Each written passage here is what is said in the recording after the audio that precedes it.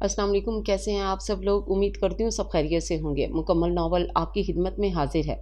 अगर आप मेरे चैनल पर नए हैं तो काइंडली चैनल को सब्सक्राइब करके कमेंट, लाइक और शेयर ज़रूर कीजिए। तो आइए नावल की तरफ चलते हैं। वो कॉलेज से लौटी तो पोर्च में रुमान लाला की गाड़ी देखकर उसका दिल खुशी से झूम उठा। उसे यकीन हो गया कि मनाल आपी भी आई होंगी। खुशी से सरशार वो अंदर की तरफ बढ़ी ही थी कि अंदर से आते वजूद से बुरी तरह टकरा गई। उसके हाथ में पकड़ी फाइल और किताबें इधर उधर जा गिरी। हम आए उनके घर में खुदा की कुदरत, कभी हम उनको कभी उनके घर को देखते हैं। उसने घूर कर टकराने वाले को देखा, मगर वो उसकी घुरी की परवाह किए बगैर शेर को अपनी मर्जी से तोड़ते मरोड़ते एक जज्ब के आलम में बोला था, ओ शट अप, मैं तुम्हारे मुंह नहीं लगना चाहती, अंडरस्टैंड। उसने गुस्से से जलते कुड़ते कहा, मगर मुकाबिल पर कोई असर ही ना हुआ। इतनी इज्जत अफजाई के बावजूद वो आंखों में मोहब्बत का एक जहां सजाए होंठों पर धीमी सी मुस्कुराहट लिए उसी की सिमत देख रहा था। एक नफरत भरी निगाह उस पर डालने के बाद वो नीचे झुककर फाइल और किताबें उठाने लगी, जब जियान की आवाज़ उसे अपने कान के बहुत करीब सुनाई दी। हालांकि मैं इस दिन का शिद्दत से मुंतजिर हूँ जिस दिन ये हसीन हादसा होगा। उसकी बात का मफहूम समझ में आते ही सजल ने झटके से सर उठाया, इससे पहले कि वो हाथ में पकड़ी किताबें सामने खड़े शख्स के मुंह पर दे मारती। वो अपनी बात मुकम्मल करके जा चुका था, क्योंकि इतना तो वो भी जानता था कि अब यहाँ खड़े रहना उसकी सलामती के लिए बहुत बड़ा खतरा था। दिल ही दिल में उसे ढेरों गालियों से नवाजती वो अंदर चली आई। उसका मूड इंतहाई ख़राब हो चुका था।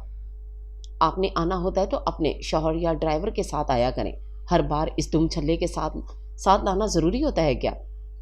मनाल आपी से गले मिलते हुए उसने खासे बरहम अंदाज में कहा। उसकी बात समझकर जहां आपी के लबों पर बेसाख्ता कहका बुलंद हुआ, वहीं कुछ फासले पर बैठी मम्मा ने उसे बुरी तरह टोक दिया। कभी सोच समझ कर बोला करो, बड़ा है वो तुमसे।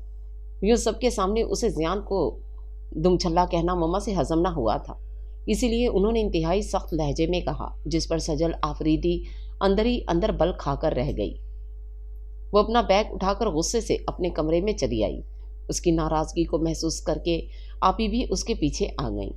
वो जानती थी कि उसके ख़राब मूड को कैसे ठीक किया जा सकता है, और फिर जब उन्होंने उसे बताया कि बिलाल की शादी तक वो आफरीदी हाउस में ही रहेंगी, तो वो अपनी सारी ज़िंदगी भूलकर, सारी नाराज़गी भूलकर उनके गले लग गई। थैंक्स गॉड कि आपको भी हम गरीबों का कुछ ख्याल आया, वरना तो आपको अपने ससुरालियों के अलावा किसी की परवाह ही नहीं होती। उनके गले लगे उसने शिकवा किया तो आपी इसकी बात पर मुस्कुरा दी। अरे मेरी जान, ऐसी बात नहीं है।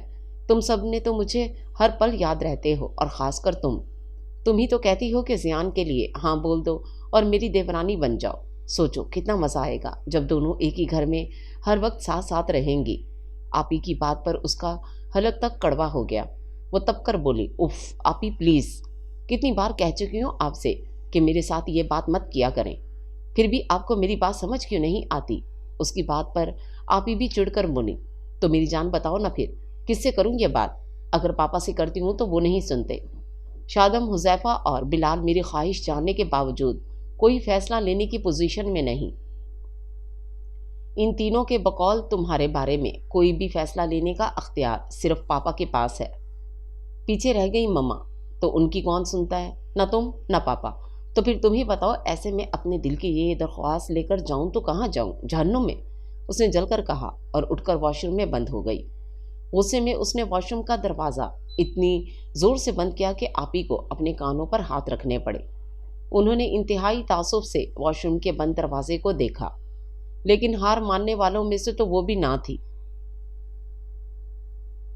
उसके गुस्से के ये मुजाहरे वो पिछले 3 साल से बर्दाश्त कर रही थी।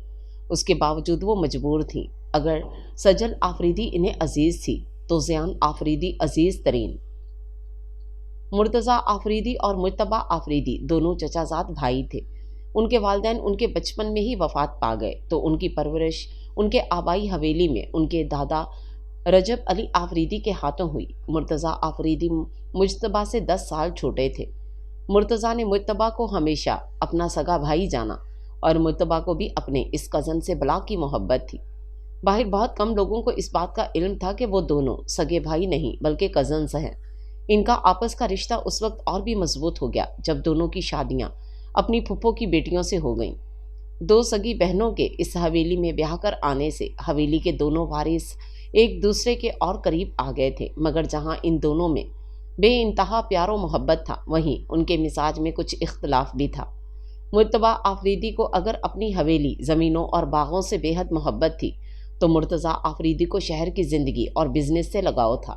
یہی وجہ تھی کہ شادی کے بعد وہ اپنی بیوی کے ساتھ اسلام آباد منتقل ہو گئے تھے، مگر یہ دوری بھی ان کے درمیان محبت کو کم نہ کر سکی۔ مجتبیٰ آفریدی کے صرف دو بیٹے تھے، رومان آفریدی اور زیان آفریدی۔ مرتضیٰ آفریدی کی اولادوں میں منال، شادم، حذیفہ، بلال اور سجل آفریدی شامل تھے۔ رومان کی شادی منال کے ساتھ ہو چکی تھی اور اب مجتبیٰ آفریدی سجل کو بھی اپنی بہو بنانا چاہتے تھے۔ یہ ان کے لاڈلے جیتے جاگتے بیٹے زیان کی خواہش بھی تھی۔ منال آفریدی بھی سجل کو اپنی دیورانی بنانا چاہتی تھیں اور اسی خواہش کی تکمیل کے لیے وہ دونوں بارہا آفریدی ہاؤس آ چکے تھے، مگر ہر بار ان کو انکار ہی سننے کو ملتا۔ شہر بانو آفریدی کا بس چلتا تو وہ سجل کو زیان کی ڈولی میں بٹھانے میں لمحہ کی تاخیر نہ کرتی، مگر سارا مسئلہ سجل آفریدی کا تھا۔ جب بھی مجتبیٰ آفریدی یا منال اپنا کیس لے کر مرتضیٰ آفریدی کی عدالت میں پیش کرتے تو سجل دروازہ بند کر کے دھواں دھار رونا شروع کر دیتی، اور مرتضیٰ آفریدی اپنی لاڈلی بیٹی کی آنکھوں میں آنسو کہاں دیکھ سکتے تھے، تبھی تو ہر بار معذرت کر لیتے، جس پر شہر بانو کڑھ کر رہ جاتی۔ انہیں سمجھ نہ آتا تھا کہ آخر زیان آفریدی میں کیا کمی ہے جو ان کی بیٹی اس سے اس حد تک متنفر ہے۔ 6 فٹ سے نکلتا قد، لمبی کھڑی ناک، بڑی بڑی خوبصورت آنکھیں، کشادہ پیشانی، ہلکے براؤن گھنگریالے بال، ہر لحاظ سے وہ جاذب نظر تھا۔ پھر زمین جائیداد کی بھی کمی نہ تھی، اور سب سے بڑھ کر وہ اپنے خاندان کا تھا۔ لیکن یہ بات سجل آفریدی کو کون سمجھاتا، جو کسی کی سنتی ہی نہ تھی۔ اس بات کے جواب میں آخر وہ زیان آفریدی سے اتنی نفرت کیوں کرتی ہے، اس کا جواب ہمیشہ ایک ہی ہوتا تھا۔ جس طرح محبت کے لیے کوئی وجہ نہیں چاہیے ہوتی، اسی طرح نفرت بھی ایک جذبہ ہے۔ کب، کیسے اور کیوں ہو جاتی ہے، اس کا جواب کوئی نہیں دے سکتا۔ کوئی اچھا نہیں لگتا تو بس نہیں لگتا، بات ختم۔ اب وہ سب کو کیا بتاتی کہ اسے زیان سے اس حد تک نفرت کیوں تھی کہ اس کی بے انتہا محبت بھی اسے چھچھورا پن لگتی تھی۔ پاس سے گزرتے ہوئے جب اچانک وہ اپنے گھمبیر لہجے میں کوئی زبانی بات کر جاتا تو سجل کے دل میں اس سے نفرت اور بڑھ جاتی۔ اسے دیکھتے ہی زیان کی آنکھوں میں بڑھتی روشنیوں کو اس نے ہمیشہ ہوس کا نام دیا تھا۔ اپنے وجود پر پڑنے والی اس کی نظر ہمیشہ اسے غلیظ ہی محسوس ہوتی تھی۔ اس کی نفرت کی اتنی ساری وجوہات تھیں، اس کے باوجود مما وجہ جاننا چاہتی تھیں۔ اب وہ اتنی ساری وجوہات انہیں کیسے بتاتی، کیونکہ اس کی یہ نادر خیالات جان کر مما اسے جان سے مارنے سے بھی دریغ نہ کرتی، اور بقول اس کے اسے اس بھری جوانی میں اپنی جان سے ہاتھ دھونے کا کوئی شوق نہ تھا۔ اس سے انکار کی وجہ تو پاپا نے بھی پوچھی تھی، جواباً وہ خاموشی سے آنسو بہاتی رہی تھی۔ پھر کافی دیر بعد بولی تھی، پاپا میں اپنی ایجوکیشن مکمل کرنا چاہتی ہوں، اس کے بعد آپ جہاں کہیں گے میں شادی کر لوں گی، مگر زیان سے تب بھی نہیں۔ پاپا اس کا جھکا ہوا سر دیکھتے ہوئے گہرا سانس خارج کر کے رہ گئے تھے۔ اپنی ساری اولاد میں سے سجل انہیں زیادہ عزیز تھی، اور وہ اس کی مرضی کے بغیر کوئی فیصلہ نہیں کرنا چاہتے تھے۔ حالانکہ اپنے بھائیوں جیسے کزن کو بار بار انکار کرنا انہیں بالکل بھی اچھا نہیں لگتا تھا۔ یہ الگ بات تھی کہ مجتبیٰ آفریدی بھی بہت ثابت قدم تھے، ہر بار انکار کے دوسرے مہینے پھر حاضر ہو جاتے، یا پھر منال دوڑی چلی آتی، لیکن ہوتا تو ظاہر ہے انکار ہی تھا۔ مگر ہمیشہ انکار کر کے مرتضیٰ آفریدی پھر سے بے چین ہو جاتے تھے، اور اپنے پاپا کو پریشان دیکھ کر چین تو سجل کو بھی اڑ جاتا تھا، مگر وہ بھی کیا کرتی، وہ بھی مجبور تھی، کیونکہ زیان آفریدی سے شادی تو مر کر بھی اسے منظور نہ تھی۔ سب لوگ دلہن کے ہاں مہندی لے جانے کے لیے تیار ہو کر نکل رہے تھے کہ عین وقت پر گاڑی میں بیٹھتے ہوئے سوما بھابھی کو اپنے چھوٹو کا فیڈر یاد آ گیا، جو وہ کچن میں بھول گئی تھیں۔ میں ابھی لے کر آتی ہوں، سجل کہتے ہوئے گاڑی سے اتر گئی۔ کچن میں کیبنٹ پر رکھا فیڈر اٹھا کر وہ تیزی سے باہر نکلی تھی، جب سامنے سے آتے زیان پر اس کی نظر پڑی۔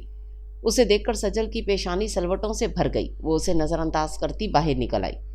اگرچہ زیان کی نگاہوں کی تپش اسے بیرونی دروازے تک اپنے پیچھے محسوس ہوتی رہی، پھر وہاں پہنچ کر بھی سارا وقت اسے اپنے چہرے پر زیان کی نظریں محسوس ہوتی رہیں۔ صرف اس دن ہی نہیں بلکہ بارات والے دن بھی زیان آفریدی کی نگاہیں مسلسل اس کے چہرے کا طواف کرتی رہیں، جس پر وہ منہ ہی منہ میں بڑبڑاتے اسے ڈھیروں گالیاں دے رہی تھی۔ جب منال نے اسے اس قدر برہم موڈ کی وجہ دریافت کی تو گویا اپنی شامت بلوا لی تھی۔ وہ جو اتنی دیر سے جل بھن رہی تھی، منال کے پوچھنے پر غصے سے پھٹ پڑی تھی۔ آپ کے دیور کو لڑکیوں کو تاڑنے کے علاوہ بھی کوئی کام آتا ہے یا نہیں؟ میرا آپ کو مخلصانہ مشورہ ہے کہ کوئی ایک ڈھونڈ کر اس کی شادی کر دیں۔ یہ اس میں مصروف رہے گا تو کم از کم باقیوں کی تو جان چھوٹے گی۔ خیر، اب سب کو تو نہیں تاڑتا، صرف ایک کو۔ اس کے خون خوار موڈ کو دیکھ کر منال آپی نے باقی فکرہ منہ میں ہی دبا لیا تو وہ غصے سے پیر پٹکتی ہوئی رامین بھابھی کے برابر والی کرسی پر آ بیٹھی۔ ضائع ہو جائے گا یہ شخص کسی دن میرے ہاتھوں، اس نے دانت پیستے ہوئے کہا تھا، کیونکہ زیان کی پرشوق نظروں کا مرکز ابھی بھی وہی تھی۔ اس کی باتیں سن کر بھابھی نے سر اٹھا کر اس کی سمت دیکھا، پھر ایک نظر سارے ہال پر ڈالی اور کھڑے زیان کو اس سمت دیکھتے پا کر وہ سمجھ گئیں کہ سجل کس کے بارے میں بات کر رہی ہے۔ مسکراہٹ ان کے ہونٹوں پر رینگ گئی تو سجل ان کے مسکرانے پر مزید جل گئی۔ اور ولیمے کے 2 دن بعد جب منال آپی واپس پشاور جا رہی تھی تو انہیں پیکنگ کرتے دیکھ کر اس کے غصے کا گراف سوا نیزے پر جا پہنچا تھا۔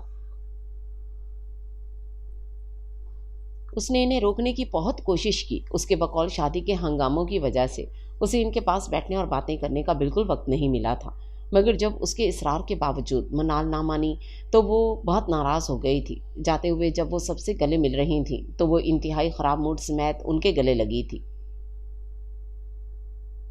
لیکن ان کے چھوٹے بیٹے ارسل سے ملتے ہوئے تو اس کی آنکھیں بھیگ گئی تھیں۔ پیار تو اسے اپنے سارے بہن بھائیوں کی اولاد سے تھا، مگر اپنے اس 3 سالہ بھانجے میں گویا اس کی جان بسی تھی۔ آپ کو پتہ ہے، آپ کی خالہ جان آپ کو بہت یاد کریں گی، اس نے ارسل کے گلابی گالوں کو چومتے ہوئے کہا تو جواباً وہ بھی اپنی توتلی زبان میں بولا، میں بھی آپ کو بہت مس کرتا ہوں۔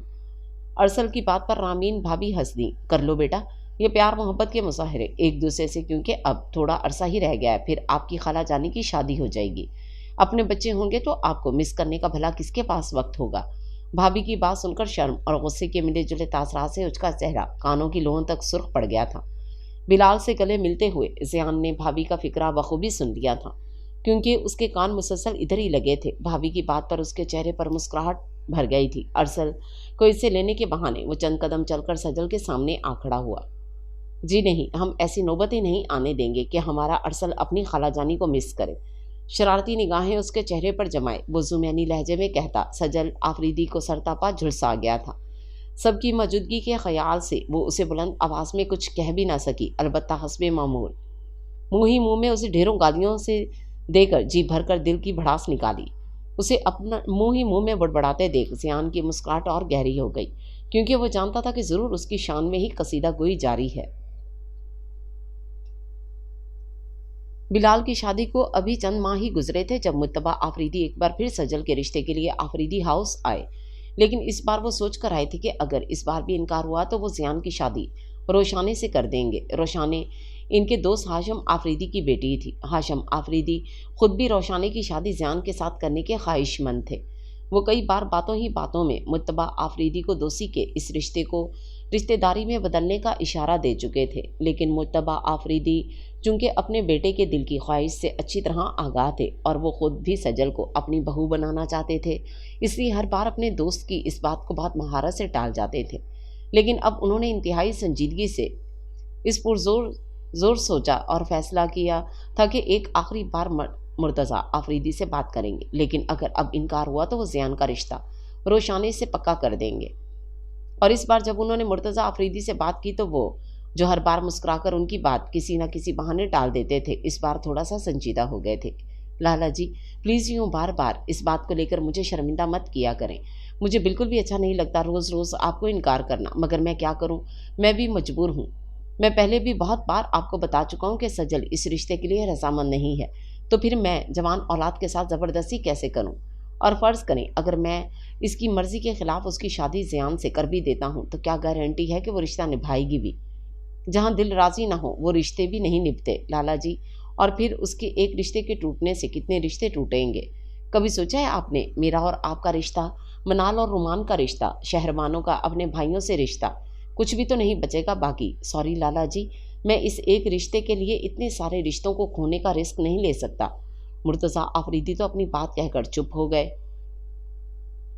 اور ان کے ان الفاظ نے چپ تو مجتبیٰ آفریدی کو بھی لگا دی تھی، کیونکہ جو کچھ مرتضیٰ نے کہا تھا وہ ایسا غلط بھی نہ تھا۔ سو وہ چپ چاپ واپس لوٹ آئے اور اسی رات انہوں نے سونے سے پہلے ہاشم آفریدی کو فون پر بتا دیا کہ 2 دن بعد وہ لوگ روشانی کی منگنی کی انگوٹھی پہنانے آ رہے ہیں، اور واقعی 2 دن بعد اپنے بیٹے کی کسی بھی احتجاج کو خاطر میں نہ لاتے ہوئے وہ نہ صرف روشانی کو زیان کے نام کی انگوٹھی پہنا آئے تھے، بلکہ ساتھ میں شادی کی تاریخ بھی طے کر دی تھی۔ اور اس بات پر ان کے اور زیان کے بیچ زبردست جھگڑا ہوا تھا۔ تاریخ طے ہونے کی بابت جان کر زیان گویا آگ بگولا ہوا تھا۔ انہیں نہیں کروں گا میں شادی، آپ نے انگوٹھی پہنائی ہے نا، میرے انکار کے باوجود تو اب اپنے ساتھ نکاح کر کے ہی لے آئیے گا۔ اس محترمہ کو اس کے گستاخانہ لب و لہجے پر بابا جان نے مارے اشتعال کے اس کے منہ پر 2-3 تھپڑ جڑ دیے تھے۔ دیکھتا ہوں میں کہ تم یہ شادی کیسے نہیں کرتے۔ شادی تو تمہاری روشانی سے ہی ہوگی، کیونکہ جس کے تم خواب دیکھتے ہو نا، اس کا باپ کہتا ہے کہ اس کی بیٹی اس رشتے پر راضی نہیں، اس لیے وہ اس کے ساتھ زبردستی نہیں کر سکتا۔ تو جب وہ لڑکی نہیں مان رہی، اس کا باپ نہیں مان رہا، تو اسے اٹھوا کر تو نہیں لا سکتا میں تیرے لیے۔ انہوں نے ایک غصے بھری نگاہ اس پر ڈال کر کمرے میں چلے گئے، جبکہ زیان آفریدی گرنے والے انداز میں صوفے پر بیٹھ کر سر دونوں ہاتھوں میں تھام چکا تھا۔ اس کو اس حالت میں بیٹھے دیکھ کر رومان لالا اس کے قریب بیٹھتے ہوئے بولے تھے، زیان سنبھالو خود کو یار، اور ویسے تمہیں ابھی ابا سے اس لہجے میں بات نہیں کرنی چاہیے تھی۔ ٹھیک ہی تو کہتے ہیں وہ، جب سجل ہی نہیں مان رہی تو پھر؟ لالا پلیز اس وقت مجھے تنہا چھوڑ دیں، just leave me alone please. ان کی بات پوری ہونے سے پہلے ہی وہ حلق کے بل چلایا تھا، تو رومان ایک نظر اس کے سرخ انگارہ چہرے پر ڈال کر اٹھ گئے، تو اس نے صوفے کی پشت سے ٹیک لگا کر آنکھیں موند لیں۔ سجل آفریدی کے علاوہ کسی اور کو اپنی زندگی میں شامل کرنے کے بارے میں اس نے خواب میں بھی نہ سوچا تھا۔ اس کے دل و دماغ میں تو ہر جگہ سجل کا بسیرا تھا، تو پھر وہاں کسی اور کے لیے جگہ کیسے نکلتی؟ لیکن وہ نازک سے سراپے کی مالک لڑکی اسے اس حد تک نفرت کیوں کرتی تھی، یہ بات وہ آج تک نہ جان سکا تھا۔ اس وقت بھی اس کی نگاہوں کے سامنے کئی منظر گھوم گئے تھے، جب اسے دیکھتے ہی سجل کی نگاہوں میں نفرت کے سائے لہرانے لگتے تھے۔ ایک بار اس کے پوچھنے پر کہ وہ اس سے اس قدر نفرت کیوں کرتی ہے، اس نے کس قدر درشت لہجے میں جھڑک کر کہا تھا، کیونکہ تم ہو ہی اس قابل۔ وہ اس وقت بھی وہاں کتنی دیر تک ساکت کھڑا اس کی نفرت کی وجہ ڈھونڈتا رہا تھا، اور اب بھی صوفے کی پشت سے ٹیک لگائے آنکھیں موندے سجل آفریدی کی خود سے اس بے انتہا نفرت و بیزاری کی وجہ تلاش کر رہا تھا، مگر 1000 بار سوچنے پر بھی کوئی سرا ہاتھ نہ آیا تھا۔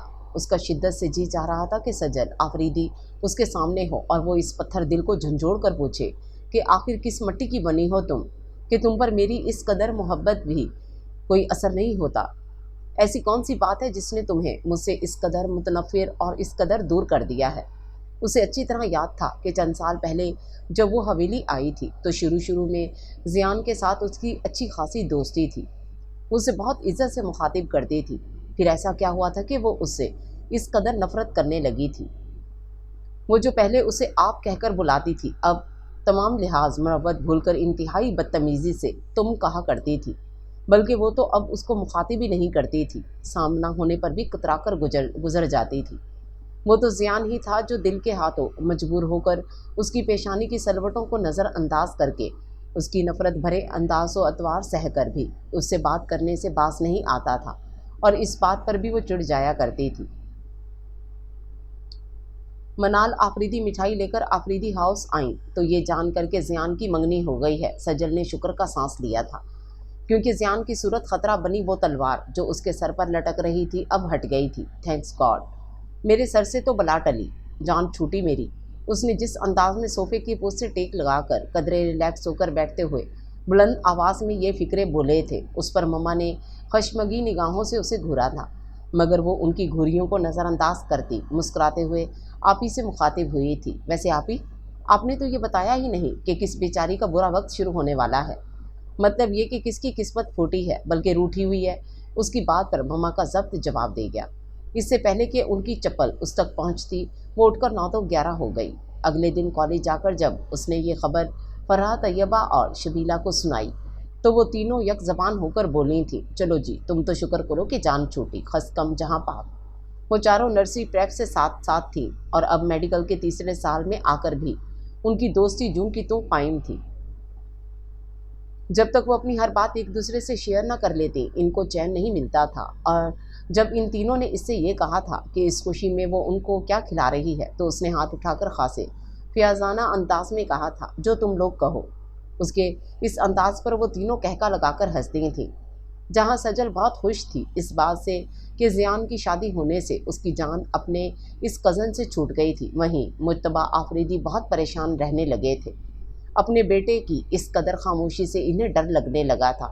جوں شادی کے دن قریب آ رہے تھے، ان کا دل زیان کی طرف سے بہت سے وہموں کا شکار ہو رہا تھا کہ اگر عین وقت پر اس نے شادی سے انکار کر دیا تو کیا ہوگا، اور پھر شادی پر تو سجل بھی حویلی آئے گی۔ اگر اسے دیکھ کر وہ ان کی بات ماننے سے انکاری ہو گیا تو وہ ہاشم آفریدی کو کیا جواب دیں گے، اور یہ خطرہ تو منال کو بھی تھا۔ تبھی تو اس نے مما کو فون کر کے سجل کو شادی میں لانے سے منع کر دیا تھا۔ اس کی بات پر مما چند لمحے خاموش ہو گئی تھیں، اور ان کی اس خاموشی کو نوٹ کر کے ہی منال مزید گویا ہوئی تھی۔ مما، زیان پہلے ہی بہت مشکلوں سے مانا ہے، اور میں نہیں چاہتی کہ کل کو اسے دیکھ کر آپ میری بات سمجھ رہی ہیں نا مما؟ ایک پل کو رک کر اس نے پوچھا تو شہر بانو برہمی سے سانس خارج کرتے ہوئے بولنی تھی، اوکے ٹھیک ہے، نہیں آئے گی وہ۔ پھر چند ادھر ادھر کی باتیں کرنے کے بعد انہوں نے فون رکھ دیا۔ لیکن جب انہوں نے یہ بات سجل سے کی، جو آج کل زور و شور سے شادی میں جانے کی تیاری کر رہی تھی، مما کی بات سن کر وہ کہکا لگا کر ہنس دی تھی۔ میری پیاری ماں، ایسا کچھ نہیں ہوگا وہاں۔ اسے کوئی بڑا طوفانی قسم کا عشق ہے جو آپ اتنا ڈر رہی ہیں کہ یہ ہو جائے گا وہ ہو جائے گا۔ آپ دیکھیے گا اپنی شادی کی خوشی میں اسے تو یہ بھی یاد نہیں ہوگا کہ کوئی سجل بھی تھی جس سے وہ انتہا کی محبت کا دعوے دار تھا۔ آپ خوامخواہ اتنا پریشان ہو رہی ہیں، ایسا کچھ نہیں ہوگا، بلکہ موصوف بڑے شوق سے اپنے سر پر صحرا سجا کر خوشی خوشی اپنی دلہن کو بیاہ لائیں گے، اور بہت جلد آپ کو یہ خوشخبری سننے کو ملے گی کہ آپ دادو بننے والی ہیں۔ اس کی ساری بکواس پر مما کا دل کیا کہ اس کا گلا دبا دیں، اور وہ ایسا کر بھی دیتی اگر سجل مرتضیٰ آفریدی کی اتنی لاڈلی نہ ہوتی۔ لیکن میں نے کہا ہے کہ تم نہیں جا رہی، تو اس کا مطلب ہے کہ تم نہیں جاؤ گی، انڈرسٹینڈ؟ انہوں نے دانت پیستے ہوئے کہا تھا اور کمرے سے جانے لگی۔ پھر جاتے جاتے یکدم مڑی، اور ہاں، سوما یا رامین پوچھے تو کہہ دینا کہ تمہارے ٹیسٹ ہو رہے ہیں، اس لیے تم نہیں جا رہی۔ مما کے جانے کے بعد اس نے ہاتھ میں پکڑا فراک جو وہ بارات میں پہننے کے لیے لائی تھی، غصے سے دور اچھال دیا تھا۔ مجھے بھی کوئی شوق نہیں ہے اس شخص کی شادی اٹینڈ کرنے کا۔ شادی سے 2 دن پہلے مرتضیٰ آفریدی اپنی ساری فیملی کے ساتھ حویلی گئے تو سجل کو نہ پا کر مجتبیٰ آفریدی اور منال نے سکھ کا سانس لیا تھا، اور 2 دن بعد جب وہ لوگ روشانی کو بیاہ کر حویلی لے آئے تو مجتبیٰ آفریدی نے شکرانے کے نوافل ادا کیے تھے کہ ان کے بیٹے نے کوئی گڑبڑ نہیں کی تھی۔ جب مولوی نے اس سے پوچھا کیا اسے روشانی آفریدی ولد ہاشم آفریدی قبول ہے، اور جواب میں جب اس نے قبول ہے بولا تو مجتبیٰ کو یوں محسوس ہوا جیسے ان کی جان سولی سے واپس آ گئی ہو۔ ان کے کشیدہ اعصاب بہت حد تک ڈھیلے پڑ گئے تھے، اور جب اس نے انتہائی سپاٹ تاثرات سمیت نکاح نامے پر دستخط کیے تھے تو ان کے لیے تو یہی بہت تھا کہ اس نے کر تو دیے تھے۔ اس کی جان تاثرات کو دیکھ کر انہیں لگا کہ وہ اس کے ساتھ ایسا نہیں کرنا چاہتے تھے، لیکن وہ بھی مجبور تھے۔ اگر وہ اس کے ساتھ نرمی برتتے تو وہ بھی نہ مانتا۔ پھر وہ یہ سوچ کر مطمئن ہو گئے تھے کہ اب رفتہ رفتہ سب ٹھیک ہو جائے گا۔ اگر اس نے شادی کر لی ہے تو سجل کو بھی بھول جائے گا۔ لیکن آنے والے وقت نے ان کی سوچ کو غلط ثابت کر دیا تھا۔ اگرچہ اس نے روشانی کو اپنی زندگی میں وہ مقام تو دے دیا تھا جو اس کا حق تھا، کیونکہ اس کے خیال میں اگر سجل اسے نہ ملی تو اس میں روشانی کا کوئی قصور نہ تھا، تو وہ پھر اسے سزا کیوں دیتا؟ اس نے روشانی آفریدی کے سارے حقوق ادا کیے تھے، اس کے باوجود کہ اس کے دل میں روشانی آفریدی کی جگہ نہ تھی جو سجل کی تھی، اور پھر ایک بیٹا ہو جانے کے باوجود بھی سجل آفریدی اس کے دل سے نہیں نکلی تھی۔ وہ جو پہلے ہر وقت ہنستا بولتا رہتا تھا، اب اسے ایک چپ لگ گئی تھی۔ بیٹے کی پیدائش پر بھی اس نے کسی قسم کی گرم جوشی کا اظہار نہیں کیا تھا۔ اس کے بیٹے کی پیدائش پر مجتبیٰ آفریدی اور منال بہت خوش تھے۔ سارے گاؤں میں مٹھائی بانٹی گئی تھی، اور جب اس کے بیٹے شاہ فیصل کے پیدا ہونے کی خوشخبری سنانے کے لیے منال نے آفریدی ہاؤس فون کیا تو دوسری طرف فون سجل نے ہی اٹھایا تھا، اور کس قدر طنز سے مما کو یہ خبر دی تھی۔ مبارک ہو مما، آپ دادو بن گئی ہیں، یعنی مسٹر زیان آفریدی والد محترم کے عہدے پر فائز ہو چکے ہیں۔ خوش ہو جائیں، اور ساتھ ہی مجھے بھی داد دیں میری پیشن گوئی کے درست ہونے پر۔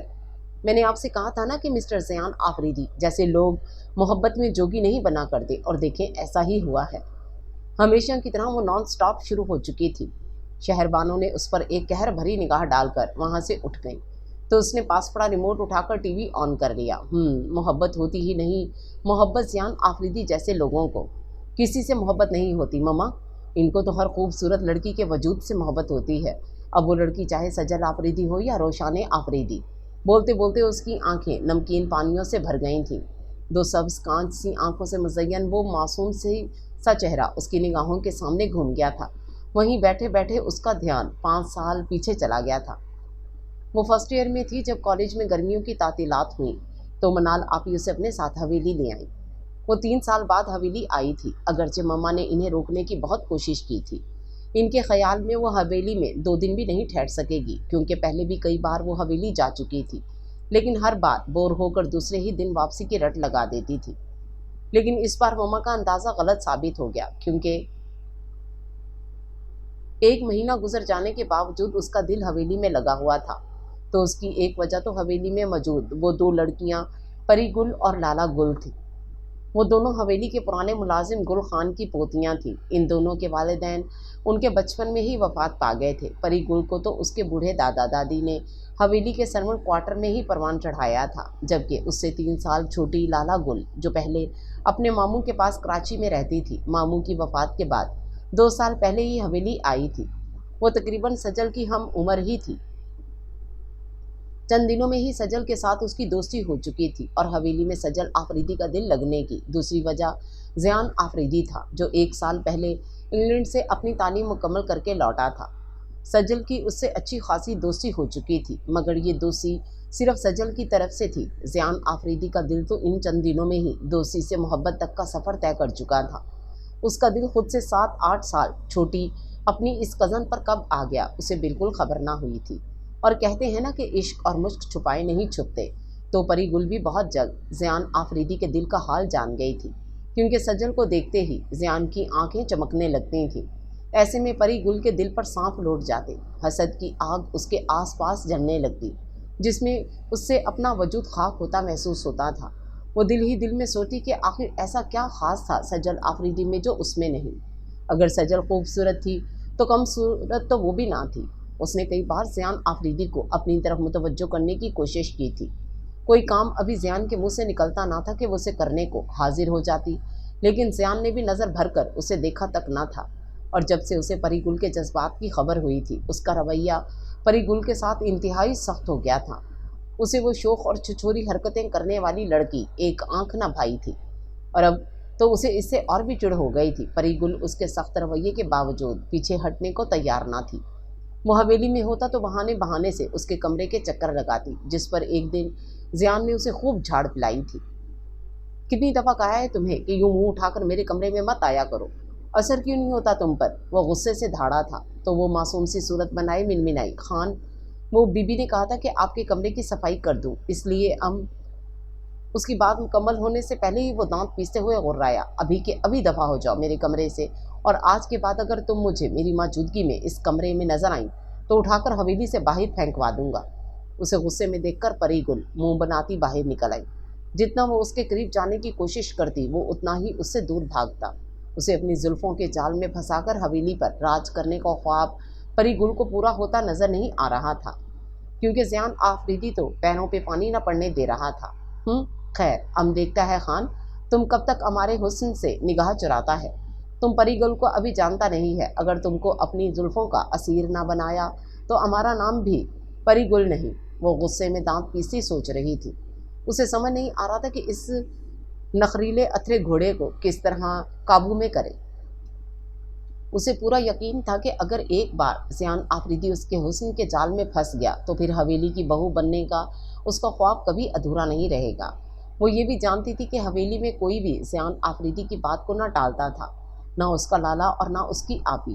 ہر بات جو اس کے منہ سے نکلتی پوری کی جاتی تھی۔ پری گل کو اس بات کا یقین تھا کہ اگر زیان پر اس کے حسن کا جادو چل گیا تو پھر کوئی مائی کا لال اسے حویلی کے اس اکلوتے سپوت کی دلہن بننے سے نہیں روک سکتا تھا۔ لالا گل اپنی بڑی بہن کو کئی بار اس ارادے سے باز رکھنے کی کوشش کر چکی تھی۔ خدا کے لیے پری، باز آ جائے ان حرکتوں سے، اگر بابا یا خان صاحب میں سے کسی کو اس بات کا علم ہو گیا تو وہ تمہارا حشر کر دیں گے، ہمارا تو تم کو یہی مشورہ ہے کہ چھوٹے خان کا خیال دل سے نکال دے، کیونکہ جو تم سوچ رہا ہے وہ کبھی نہیں ہو سکتا، مخمل میں ٹاٹ کا پیمن کبھی نہیں لگتا۔ لالا گل نے اسے سمجھانے کی کوشش کی تھی۔ وہ تو یہ سوچ کر ہی ڈر رہی تھی کہ اگر اس بات کی خبر پری کے منگیتر جبل خان کو ہو گئی تو وہ اسے جان سے مار دے گا، اور پھر مرتبہ آفریدی کیا ایسا ہونے دیں گے؟ کبھی نہیں۔ لالا گل کے خیال میں اگر پری زیان کو اپنی طرف راغب کرنے میں کامیاب بھی ہو گئی تب بھی بڑے خان ایسا ہرگز نہیں ہونے دیں گے جیسا پری گل چاہتی تھی۔ لالا گل جانتی تھی کہ اگر بڑے خان کو اس بات کی خبر ہو گئی کہ ان کی معمولی ملازمہ ان کے بیٹے کو پانے کے خواب دیکھ رہی ہے تو وہ ایک لمحہ بھی نہیں لگائیں گے انہیں حویلی سے نکالنے میں، اور لالا گل اس وقت سے ڈرتی تھی۔ تبھی تو اس نے اپنی بہن کو بھی خبردار کر دیا تھا، لیکن اس کی بات سن کر پری گل کو تو گویا آگ لگ گئی تھی۔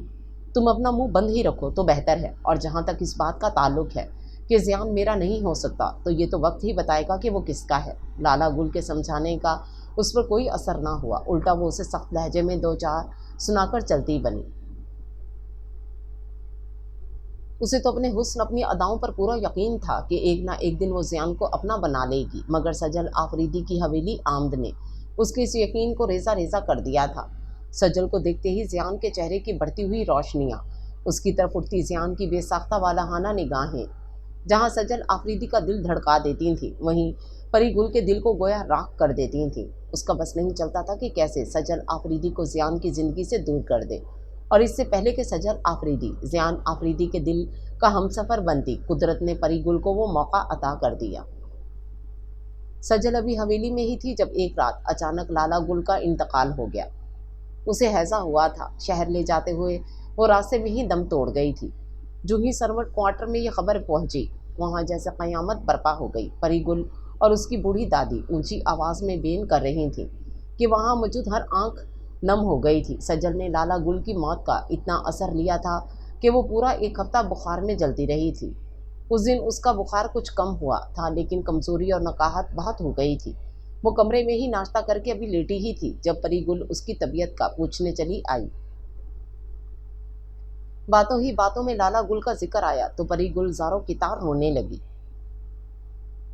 ام کو تو یقین نہیں آتا بی بی کہ ہمارا لالا گل ام کو چھوڑ گیا ہے۔ اگر ام کو پتا ہوتا کہ ہمارا لالا گل کے ساتھ یہ ہو جائے گا، ام اسے اس حویلی سے بہت دور لے جاتا۔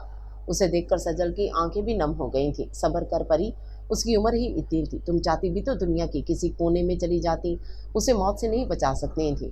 اس نے پری گل کے کندھے پر ہاتھ رکھتے ہوئے تسلی آمیز لہجے میں کہا تھا، لیکن جواب میں جو کچھ پری گل نے کہا اس نے کچھ پل کے لیے سجل آفریدی کو گویا ساکت کر دیا تھا۔ بچا سکتی تھی بی بی، بچا سکتی تھی اس حویلی سے دور جا کر، کم از کم اپنی بہن کی عزت تو بچا سکتی تھی نا۔ نہ اس کی عزت جاتی، نہ وہ اپنی جان بہن کی عزت۔ کیا مطلب؟ پری کھل کر بول۔ او مجھے سب پتہ ہے، لالا گل کی موت تو ہیضے سے ہوئی ہے، یا کافی دیر بعد وہ کچھ بولنے کے قابل ہوئی تھی۔ اس کی اڑی ہوئی رنگت کو دیکھ کر پری گل سمجھ گئی تھی کہ اس کا تیر بالکل نشانے پر لگا ہے۔ تبھی تو وہ آنسو بہاتے ہوئے مزید بولی تھی، جب چھوٹا خان لندن سے آیا تھا تو سب سے پہلے اس نے ام کو اپنی محبت کے جال میں پھنسانے کی کوشش کی تھی، مگر ام چاہتی تھی کہ محبت کے اس کھیل میں ہمارے ہاتھ کچھ نہ آئے گا سوائے ذلت اور بدنامی کے۔ ایک دو بار تنہائی میں خان نے ام کو ساتھ وقت گزارنے کی کوشش کی، جس سے ام اس کی فطرت کو اور اچھی طرح سمجھ گئیں۔ پھر ام تو اس کی محبت کے جھانسے میں نہ آئی، مگر ہماری معصوم بہن اس کی ہوس کا نشانہ بن گئی۔ وہ بے وقوف سمجھنے لگی تھی کہ خان اس سے محبت کرتا ہے۔ ام نے اسے بہت سمجھایا، مگر وہ خان کی محبت میں بہت آگے نکل گئی تھی۔ اور خان نے کیا کیا اس کے ساتھ؟ اب وہ مرتی نہیں تو اور کیا کرتی؟ اب تو خان بھی اس کی بات نہیں سنتا تھا۔ ام اسے ڈاکٹر کے پاس لے کر بھی گئیں، لیکن ڈاکٹر نے منع کر دیا کہ اب بہت دیر ہو چکی ہے، اب کچھ نہیں ہو سکتا۔ گھر آ کر ہماری بہن بہت روئی اور پھر بدنامی سے بچنے کے لیے اس نے اپنی جان دے دی، اور ام نے اس ذلت سے بچانے کے لیے کہا کہ اس کو ہیضہ ہوا ہے، یہی نا؟ سجل نے بہت دکھ سے پری گل کا فقرہ مکمل کیا تھا، پھر بہت غصے سے پری گل سے مخاطب ہوئی۔ کتنا غلط کیا ہے پری تم نے، تمہیں اندازہ نہیں ہے ایک غلطی تمہاری بہن نے کی، یوں چپ چاپ اپنی جان دے کر۔ حالانکہ اگر وہ تھوڑی سی ہمت کر لیتی تو بدنامی اور ذلت اس شخص کے حصے میں بھی آ سکتی تھی جس نے اسے اس حال تک پہنچایا۔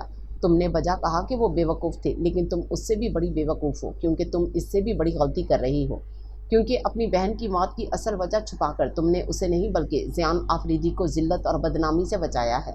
तुम्हारी बहन तो मर गई, उसे तो अब बदनामी या जिल्लत से कोई ख़ास फ़र्क नहीं पड़ने वाला था, जितना कि उसकी मौत की असल वजह सामने आने पर ज़ियान आफरीदी को पड़ता। ज़ियान आफरीदी के नाम पर उसके दिल में नफ़रत घुल गई थी। फिर उसने परी से कहा था कि वो इस सिलसिले में अभी से बात करेगी और इन्हें इनके लाडले सपूत के कारनामे बताएगी। तो परी गुल ने उसके सामने हाथ जोड़ दिए थे। ना बीबी, खुदा के लिए ऐसा मत करना। बड़ा खान सब कुछ जानकर भी अपने बेटे को कुछ नहीं कहेगा। हम अच्छी तरह जानती हैं कि ऐसा करने से हमें इस छत का साया भी छिन जाएगा। और फिर अम ने अपनी मरती हुई बहन से वादा किया था कि वो ये बात किसी को नहीं बताएंगी। इसलिए तुम्हें भी खुदा का वास्ता है बीबी, तुम भी इस बात को यहीं ख़त्म करो। देखो, हम तुम्हारे आगे हाथ जोड़ती हैं। परिगुल के जुड़े हुए हाथ, बहते हुए आंसू और उसका दिया हुआ खुदा का वास्ता सज्जल आफरीदी को चुप करवा गया था। उसने ये बात अपने दिल के नेहा खानों में छुपा ली थी, मगर उसके बाद उसे ज़ियान आफरीदी की शक्ल तो क्या, नाम से भी नफरत हो चुकी थी। परी गुल ने जो झूठी कहानी उसे सुनाई थी, वो उसे सज्जल को ज़ियान से बहुत दूर ले गई थी। उसके बाद वो सिर्फ 2 दिन हवेली में रही थी। मनाल आपी उसकी अचानक वापसी के इसरार पर परेशान थी। उन्होंने बहुत रोका, लेकिन उसका यही इसरार था कि उसे आज और अभी वापस जाना है। ठीक है, चली जाना, लेकिन आज नहीं, 2 दिन बाद। रोमान इस्लामाबाद जा रहे हैं किसी काम से, वो तुम्हें भी ले जाएंगे। आपी ने उसे गले लगाकर उसकी पेशानी चूमी थी। इन्हें यही लगा था कि लाला गुल की मौत की वजह से वो बहुत बदली बदली है, इसलिए उसे रोकने की मजीद कोशिश नहीं की थी।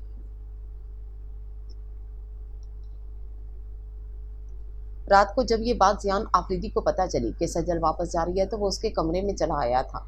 वो बेड पर लेटी छत को घुरती लाला गुल के बारे में ही सोच रही थी जब ज़ियान ने अपने ध्यान में दस्तक दिए बगैर अंदर दाखिल हुआ था। दरवाज़ा खुलने की आवाज़ पर सज्जल ने गर्दन घुमाकर देखा और अगले ही पल वो झटके से उठ बैठी थी। एक्सक्यूज़ मी, आप।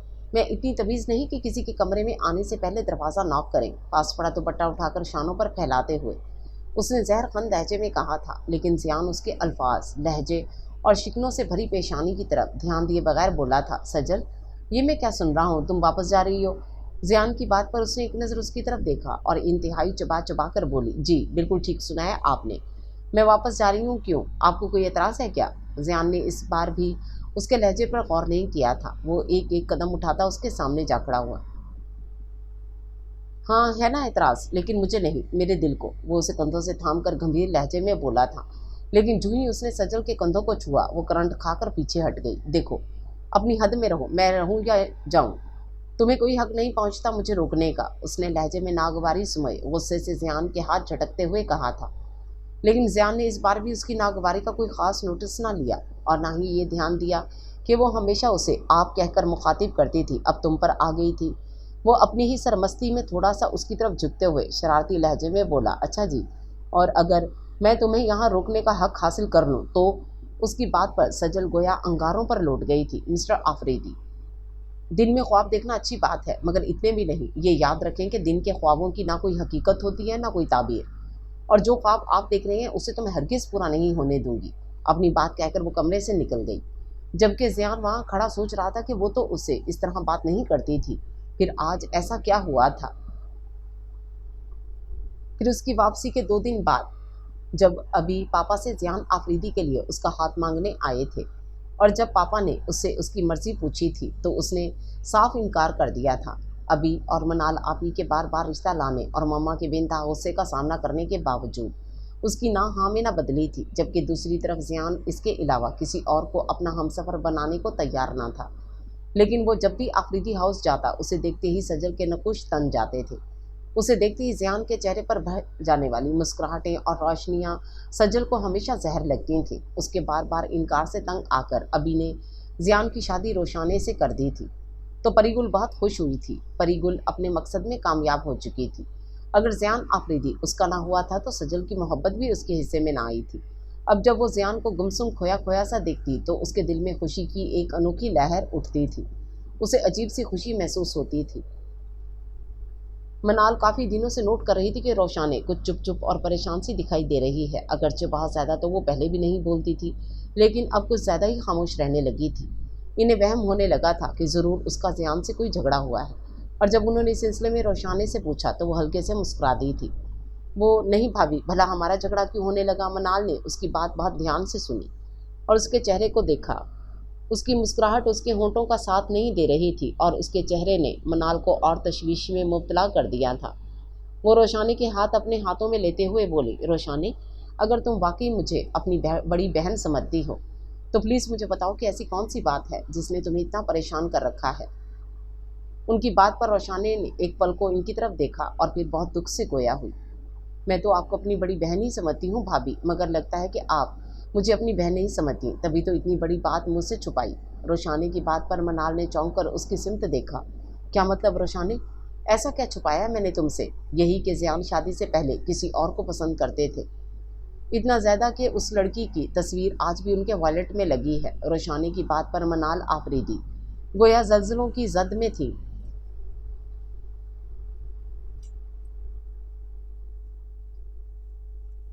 وہ اچھی طرح جانتی تھی کہ وہ تصویر کس لڑکی کی تھی۔ بظاہر یوں لگتا تھا کہ زیان سجل کو بھول چکا ہے، تو کیا وہ ابھی تک اسے نہیں بھولا؟ منال نے سوچا ہی نہ گیا۔ انہیں خاموشی دیکھ کر روشا نے آنسو بھرے لہجے میں مزید کہا، مجھے بہت افسوس ہے بھابھی کہ آپ نے بھی مجھ سے سچ چھپایا، مجھے آپ سے یہ امید نہیں تھی۔ پھر روشانی تو اٹھ گئی، لیکن منال کتنی دیر تک ساکت و صامت وہاں بیٹھی رہی۔ اس سوچ نے انہیں مضطرب کر دیا تھا کہ اگر روشانی کو پتہ چل گیا کہ وہ تصویر کسی اور لڑکی کی نہیں بلکہ ان کی بہن کی ہے تو روشانی کی نظروں میں ان کی کیا عزت رہ جائے گی۔ اگرچہ اس معاملے میں ان کی بہن کا کوئی قصور بھی نہیں تھا، اسے تو خبر بھی نہ ہوگی کہ وہ شخص آج بھی اپنے وائلٹ میں اس کی تصویر لیے پھرتا ہے۔ اگلے دن بچوں کو اسکول بھیجنے سے پہلے وہ ان کو پاکٹ منی دے رہی تھیں جب انہوں نے صوفے پر بیٹھے زیان کو پکارا، جو ٹی وی آن کیے کوئی مارننگ شو دیکھ رہا تھا۔ روشانی اس وقت اپنے کمرے میں تھی، لہٰذا لاؤنج میں وہ دونوں اکیلے تھے۔ زیان، تمہارے پاس کچھ کھلے پیسے ہوں گے؟ 200-300۔ زیان نے انہیں پیسے دینے کے لیے وائلٹ نکالا۔ وہ وائلٹ سے پیسے چیک کر رہا تھا جب منال نے آگے بڑھ کر وائلٹ اس کے ہاتھ سے چھین لیا۔ اس سے پہلے کہ زیان سنبھلتا اور ان سے وائلٹ واپس لیتا، انہوں نے اس کے اندر موجود سجل کی تصویر نکال کر اس کے سامنے کر دی۔ واٹ از دس؟ وہ پھٹی پھٹی آنکھوں سے ان کی سمت دیکھ رہا تھا۔ بولنے کے لیے گویا اس کے پاس کچھ تھا ہی نہیں، اور اسے یوں خاموش دیکھ کر منال مزید گویا ہوئی۔ شادی شدہ ہو کر تمہیں ایسی تصویر رکھنے کا کوئی حق نہیں، کہنے کو کچھ نہیں تو میرا ہی خیال کر لیتے۔ سوچو اگر تمہاری بیوی کو یہ پتہ چل جاتا کہ تمہارے وائلٹ میں موجود تصویر کسی اور لڑکی کی نہیں، میری بہن کی ہے، تو کیا عزت رہ جاتی اس کی نظر میں۔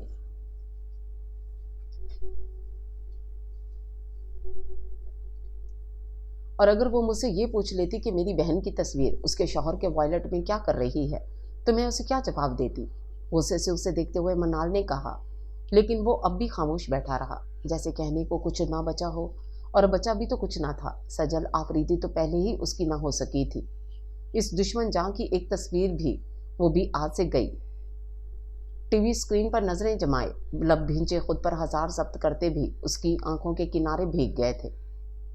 اس اونچے لمبے مرد کو یوں روتے دیکھ کر منال کا دل کٹ کے رہ گیا تھا۔ ان کا سارا غصہ بھگ سے اڑ گیا۔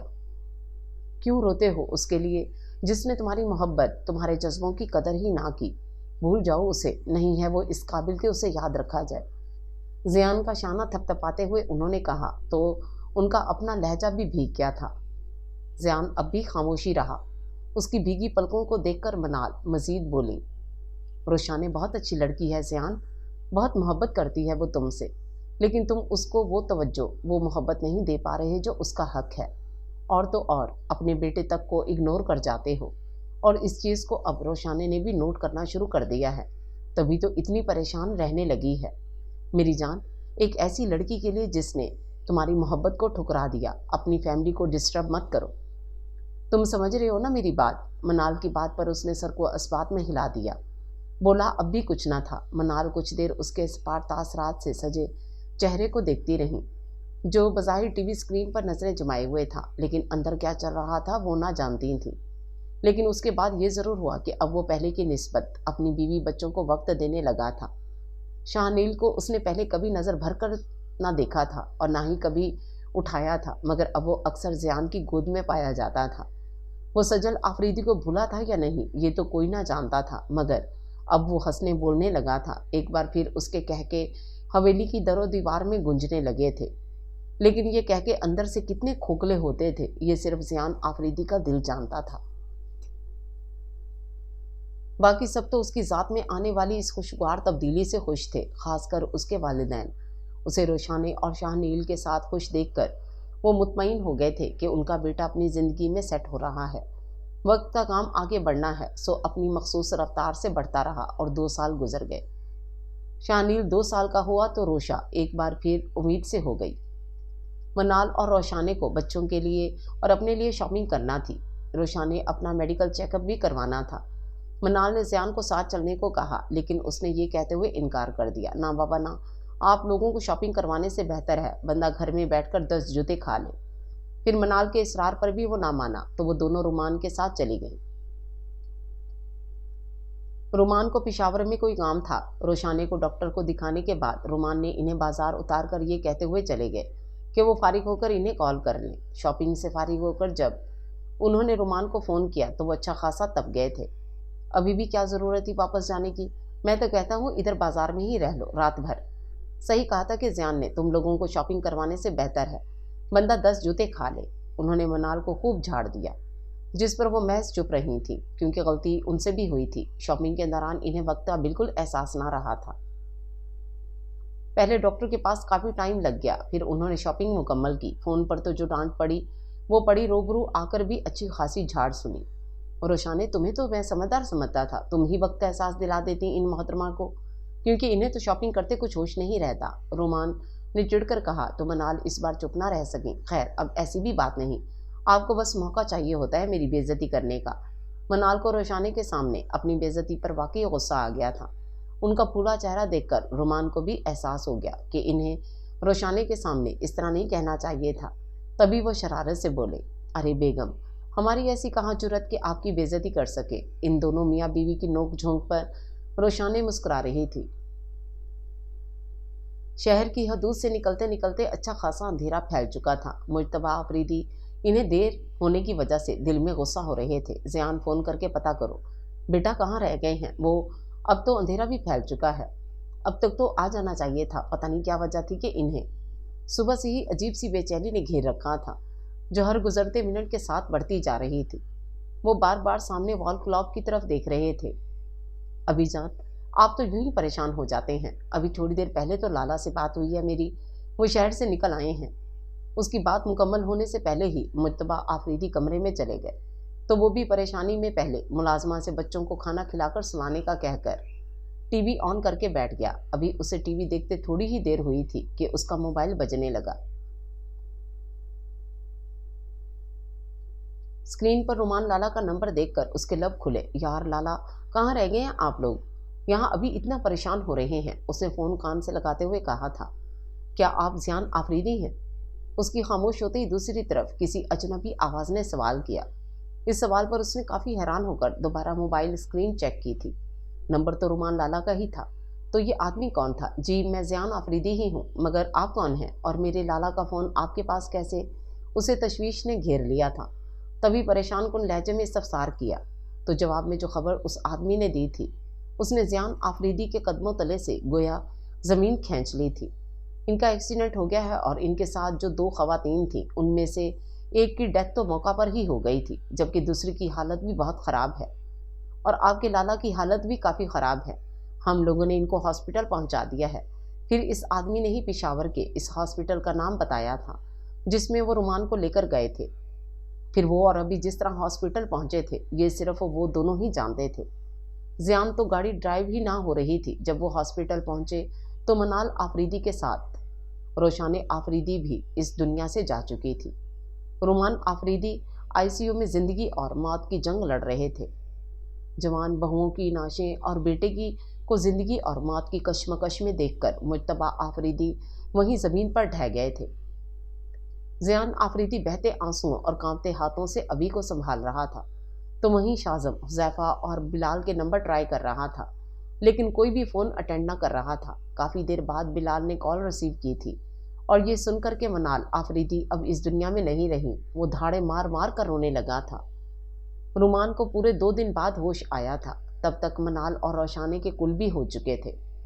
یہ جان کر کے ان کی محبوب بیوی اور بھابھی اس حادثے میں اپنی زندگیاں ہار گئیں۔ وہ کچھ اس طرح روئے کہ وہاں موجود ڈاکٹر اور نرس بھی رو دیے تھے۔ اس حادثے کو 6 ماہ گزر گئے تھے اور مجتبیٰ آفریدی ان 6 مہینوں میں ہی بہت بوڑھے دکھائی دینے لگے تھے۔ ان کے جوان بیٹوں کے گھر لمحوں میں برباد ہو گئے تھے۔ ایک قیامت تھی جو حویلی پر ٹوٹ گئی تھی۔ اپنے پوتے پوتیوں کو روتے دیکھ کر وہ ہزار ضبط کے باوجود بھی رو دیتے۔ شاہان اور زریش تو پھر بھی تھوڑے سمجھدار تھے، مگر ارسل اور شانیل تو اکثر اپنی ماؤں کے لیے ضد کرتے تھے۔ شانیل تو ابھی صرف 2 سال کا تھا۔ وہ ضد پر آ جاتا تو ملازمہ سے بھی سنبھالنا مشکل ہو جاتا۔ شروع میں 3 ماہ شہر بانو آفریدی حویلی میں ہی رہیں۔ بچوں کو روتے دیکھ کر وہ بھی اکثر رونے لگتی، جس سے ان کی طبیعت خراب رہنے لگی۔ تو حذیفہ جو ایک دن ان سے ملنے آیا تھا، ان کو شدید بخار میں مبتلا دیکھ کر اپنے ساتھ آفریدی ہاؤس لے گیا، مگر وہ اب بھی 15 دن یا مہینے بعد حویلی کا چکر ضرور لگاتی تھیں۔ اس دن بھی مرتضیٰ آفریدی اور وہ بچوں سے ملنے آئے تھے کہ مجتبیٰ آفریدی ایک بار پھر سجل اور زیان کے رشتے کے لیے ان کے سامنے سوالی بن گئے۔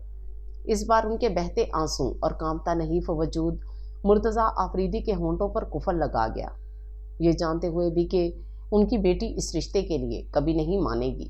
وہ مجتبیٰ آفریدی کو انکار نہ کر سکے تھے۔ ان کا سر خود بخود اقرار میں ہل گیا تھا۔ ٹھیک ہے لالا جی، جیسے آپ کی مرضی، مجھے کوئی اعتراض نہیں ہے۔ ان کے اقرار پر جہاں مجتبیٰ آفریدی کے تفکر زدہ چہرے پر خوشی کی لہر دوڑ گئی تھی، وہیں شہر بانو آفریدی نے کافی حیران و پریشان ہو کر اپنے شوہر کی سمت دیکھا۔ یہ کیسا فیصلہ کر رہے تھے، یہ جانتے ہوئے بھی کہ ان کی لاڈلی بیٹی نے تو آج تک اٹھ کر پانی کا گلاس تک نہ بھر کر پیا تھا، تو کہاں اتنے بچوں کی ذمہ داری۔ شہر بانو اچھی طرح جانتی تھی کہ سجل اتنی بڑی ذمہ داری اٹھانے کے اہل نہ تھی، لیکن واپس آتے ہوئے گاڑی میں جب انہوں نے اپنے ان خدشات کا اظہار مرتضیٰ آفریدی سے کیا تھا تو وہ لاپرواہی سے بولے تھے، اوہو بیگم آپ بھی نہ، بھائی جب سر پر پڑتی ہے تو سب آ جاتا ہے، اور ویسے آپ کو تو کوئی اعتراض نہیں ہونا چاہیے، کیونکہ یہ وہی زیان آفریدی ہے جس کے ساتھ سجل کی شادی کرنے کی خواہش سب سے زیادہ آپ کو ہی تھی بالکل تھی، مگر تب حالات اور تھے۔ ان کی بات پر مرتضیٰ آفریدی نے لمحہ بھر کو گردن موڑ کر اپنی شریک حیات کو دیکھا، پھر انتہائی طنز سے گویا ہوئے، تو گویا اب آپ کو اعتراض زیان کی پہلی شادی اور ایک بیٹے کا باپ ہونے کی وجہ سے ہے۔ مرتضیٰ آفریدی کے الفاظ پر شہر بانو نے انہیں انتہائی تعصب اور غصے کا ملا جلا تاثر لیے دیکھا، پھر بہت دکھ سے بولی، مجھے ہرگز یہ اندازہ نہ تھا مرتضیٰ کہ آپ میری اس بات کا اتنا غلط مطلب لیں گے، ورنہ کبھی اعتراض نہ کرتی۔ اور ایک بات آپ یہ واضح کر لیں کہ زیان مجھے سب سے زیادہ عزیز ہے، اپنے بچوں سے بھی زیادہ۔ وہ 2 تو کیا 10 بچوں کا باپ بھی ہوتا تو اس وجہ سے ہرگز انکار نہ کرتی، اور اب بھی اگر اعتراض ہے تو صرف اور صرف اپنی بیٹی کی لاابالی پن کی وجہ سے، زیان کی پہلی شادی یا بیٹے کی وجہ سے ہرگز نہیں۔ شہر بانو آفریدی کی آخری بات سن کر مرتضیٰ آفریدی انہیں تسلی دیتے ہوئے بولے، بیگم جب ذمہ داری ڈلتی ہے تو نبھانی بھی آ جاتی ہے، آپ فکر نہ کریں۔ اس کے بعد شہر بانو آفریدی چپ کر گئیں۔ وہ مزید کچھ بھی کہہ کر مرتضیٰ کے اس سوچ پر مہر ثابت نہیں کرنا چاہتی تھیں کہ انہیں اعتراض زیان کے بیٹے کی وجہ سے ہے۔ گھر آ کر جب رات کو کھانے کی میز پر مرتضیٰ آفریدی نے یہ بتایا کہ وہ سجل کا رشتہ زیان سے لے کر آئے ہیں تو ڈائننگ ہال میں ایک دم خاموشی چھا گئی۔ سب کی نظریں سجل کے چہرے پر جا ٹھہری تھیں۔ اس کا منہ کو نوالیا لے کر جاتا ہاتھ وہیں جم گیا تھا۔ وہ پھٹی پھٹی بے یقین نگاہوں سے پاپا کو دیکھے جا رہی تھی، اور اسے اس طرح دیکھتے پا کر ہی مرتضیٰ آفریدی مزید بولے، لالا جان مجھ سے پہلے بھی کئی بار سجل کا رشتہ زیان کے لیے مانگ چکے تھے اور میں ہر بار انہیں انکار کر دیتا تھا، مگر اس دفعہ میں ان کو انکار نہیں کر سکا، اور اس کی ایک وجہ ہے اور وہ ہے منال کے بچے۔ فرض کریں اگر کل کو رومان دوسری شادی کر لیتا ہے تو بچے تو سوتیلی ماں کے رحم و کرم پر آ جائیں گے۔ ایسے میں سجل کی اس حویلی میں موجودگی ان کے لیے بہت ضروری ہے، اور اسی لیے میں نے لالا کو ہاں کہا ہے، اس یقین کے ساتھ کہ میری بیٹی میری بات کی لاج رکھے گی۔ آخر میں انہوں نے سجل پر ایک نظر ڈال کر کہا تو وہ جو ساکت بیٹھی ان کی بات سن رہی تھی، پلیٹ میں واپس رکھ کر ان سے مخاطب ہوئی، پاپا آپ ہی کے بچوں کی وجہ سے میری شادی حویلی میں کر رہے ہیں نا، تو اگر مجھے اپنی بہن کے بچوں کی وجہ سے ہی اس حویلی میں بیاہ کرنا ہے تو ان کے چاچو سے شادی کر کے کیوں، ان کے باپ سے کیوں نہیں؟ اس کے الفاظ پر وہاں موجود سب نفوس کے منہ بے یقینی سے کھلے کے کھلے رہ گئے تھے۔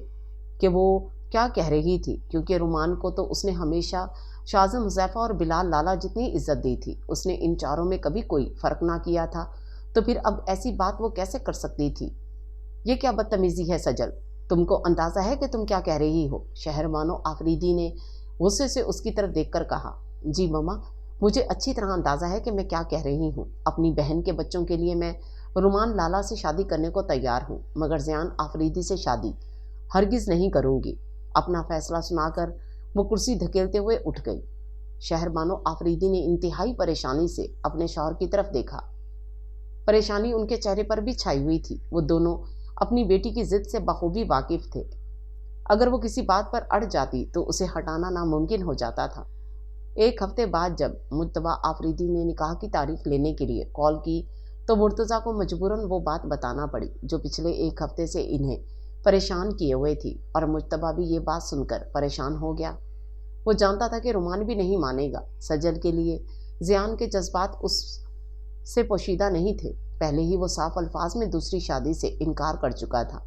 جب انہوں نے اس سے دوسری شادی کی بات کی تو اس نے دو ٹوک انداز میں کہا تھا کہ وہ اپنے بچوں کو کے سر پر سوتیلی ماں مسلط نہیں کرنا چاہتا۔ اس کے خیال میں کوئی بھی عورت اپنے شوہر کی ایک آدھ اولاد کی ذمہ داری تو شاید خوشی خوشی اٹھا لے، مگر 3 بچوں کی ذمہ داری کوئی مشکل سے ہی لیتا ہے، اور وہ کسی کو اس مشکل میں نہیں ڈالنا چاہتا تھا۔ تبھی تو اس نے ابھی کو مرتضیٰ انکل سے زیان اور سجل کے رشتے کی بات کرنے کو کہا تھا۔ ان کے خیال میں سجل ہی اپنی بہن کے بچوں کی ذمہ داری صحیح طریقے سے نبھا سکتی تھی، مگر سجل سے اپنی شادی کا اس نے شاید کبھی سوچا بھی نہ تھا، اور مجتبیٰ آفریدی جانتے تھے کہ یہ بات سن کر رومان کا رد عمل کیا ہوگا۔ اور پھر وہی ہوا۔ جب شام کو انہوں نے رومان کو سجل کے فیصلے سے آگاہ کیا تو غصے سے رومان کا چہرہ سرخ ہو گیا۔ دماغ خراب ہو گیا ہے اس کا بھی، اور شاید چاچو کا بھی۔ وہ دانت پیستے ہوئے بولے۔ انہیں اتنا غصہ تھا کہ اگر اس وقت سجل ان کے سامنے ہوتی تو وہ اس کا گلا دبانے سے بھی دریغ نہ کرتے۔ اتنی گھٹیا بات سوچنے پر اس میں مرتضیٰ کا کیا قصور ہے؟ یہ تو سجل کا فیصلہ ہے۔ اس نے صاف کہہ دیا کہ وہ تمہارے ساتھ تو شادی کر سکتی ہے، مگر زیان سے نہیں۔ بات کرتے کرتے ابھی کی نظر سامنے اٹھی تو وہ ایک دم چپ ہو گئے۔ ان کا یوں سامنے دیکھنا اور پھر چپ ہو جانا رومان نے بھی نوٹ کیا تھا۔ ایک خدشے نے ان کے دل میں سر اٹھایا۔ انہیں کچھ غلط ہونے کا احساس ہوا۔ انہوں نے تیزی سے گردن موڑ کر ابھی کی نظروں کے تعاقب میں دیکھا۔ صوفے کی پشت سے ٹیک لگا کر بظاہر ٹی وی دیکھنے میں مگن زیان ان کی ساری باتیں سن چکا تھا۔ اس کا اندازہ انہیں اس کے بھینچے ہوئے اور دھواں دھواں ہوتے چہرے سے ہو گیا تھا۔ یہ کب آیا؟ دونوں ہی اپنی اپنی جگہ سوچ رہے تھے، اور ساتھ ہی ساتھ خود کو اس بات پر کوس رہے تھے کہ وہ اس کی آمد سے بے خبر کیسے رہ گئے۔ 3 نفوس کی موجودگی کے باوجود لاؤنج میں خاموشی چھائی ہوئی تھی۔ پھر ابھی اٹھ کر چلے گئے۔ رومان بھی کچھ دیر بیٹھ کر اٹھ گیا، مگر زیان آفریدی وہاں بیٹھا۔ سجل آفریدی کی اپنے لیے نفرت کی انتہا سوچتا رہا۔ اس نے ساری رات سگریٹ پیتے گزاری۔ ایک بار پھر ٹھکرائے جانے کا دکھ اسے اندر تک جلا گیا تھا۔ ساری رات وہ جاگتا رہا، اور نیند رومان آفریدی کو بھی نہ آ رہی تھی۔ وہ بے تابی سے صبح ہونے کا انتظار کر رہے تھے۔ صبح ہوتے ہی وہ بغیر ناشتہ کیے اسلام آباد کے لیے نکل گئے۔ مرتضیٰ آفریدی کے آفس میں ان دونوں کے درمیان اس موضوع پر تقریباً 2 گھنٹے بحث ہوئی۔ رومان آفریدی سجل اور زیان کے نکاح کی تاریخ مانگ رہے تھے، اور مرتضیٰ آفریدی انہیں سمجھانے کی کوشش کر رہے تھے کہ وہ اپنی باشعور بیٹی کے ساتھ زبردستی نہیں کر سکتے۔ جب وہ اس رشتے پر راضی نہیں تو کیسے تقریباً 2 گھنٹے کی بحث کے بعد رومان آفریدی مرتضیٰ آفریدی کو منانے میں کامیاب ہو گئے تھے۔ وہ مرتضیٰ آفریدی کے آفس سے نکاح کی تاریخ لے کر ہی اٹھے۔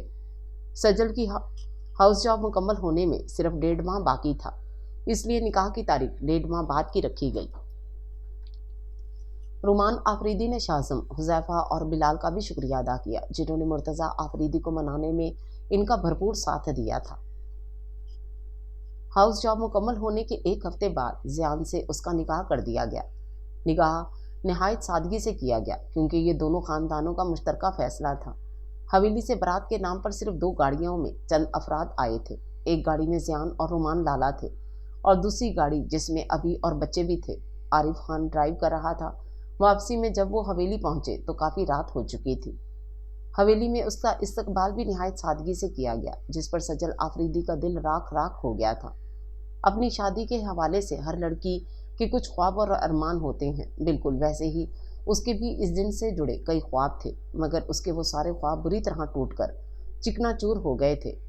उसके सारे बहन भाइयों की शादियां धूमधाम से हुई थी। मनाल आपी की शादी पर अगरचे वो इतनी बड़ी नहीं थी, मगर उसे सब कुछ अच्छी तरह याद था। हर तकरीब बड़ी शान से मनाई गई थी। मायों, मेहंदी, बारात, वलीमा, सब कुछ। उस दिन दुल्हन बनी आपी के साथ ही हवेली आई थी। आज भी उसे याद था कि सारी हवेली कैसे दुल्हन की तरह सजी हुई थी, मगर आज तो लग ही नहीं रहा था कि यहाँ किसी की शादी हुई है। नई दुल्हन के इस्तकबाल का कोई खास इंतजाम नहीं किया गया था। कुछ देर बड़े कमरे में बिठाने के बाद मुलाजमा उसे ज़ियान आफरीदी के कमरे में छोड़ गई। वो बेड पर बैठी कमरे की एक एक चीज का जायजा ले रही थी। वो कमरा कहीं से भी किसी नई दुल्हन का कमरा नहीं लग रहा था। बेड पर बैठी वो ये सोच सोच कर जल रही थी कि जो लड़की घर में सबसे लाडली थी, सबसे छोटी थी, उसके नसीब में क्या आया? सिर्फ एक बद किरदार लाइफ पार्टनर और सौतेली औलाद।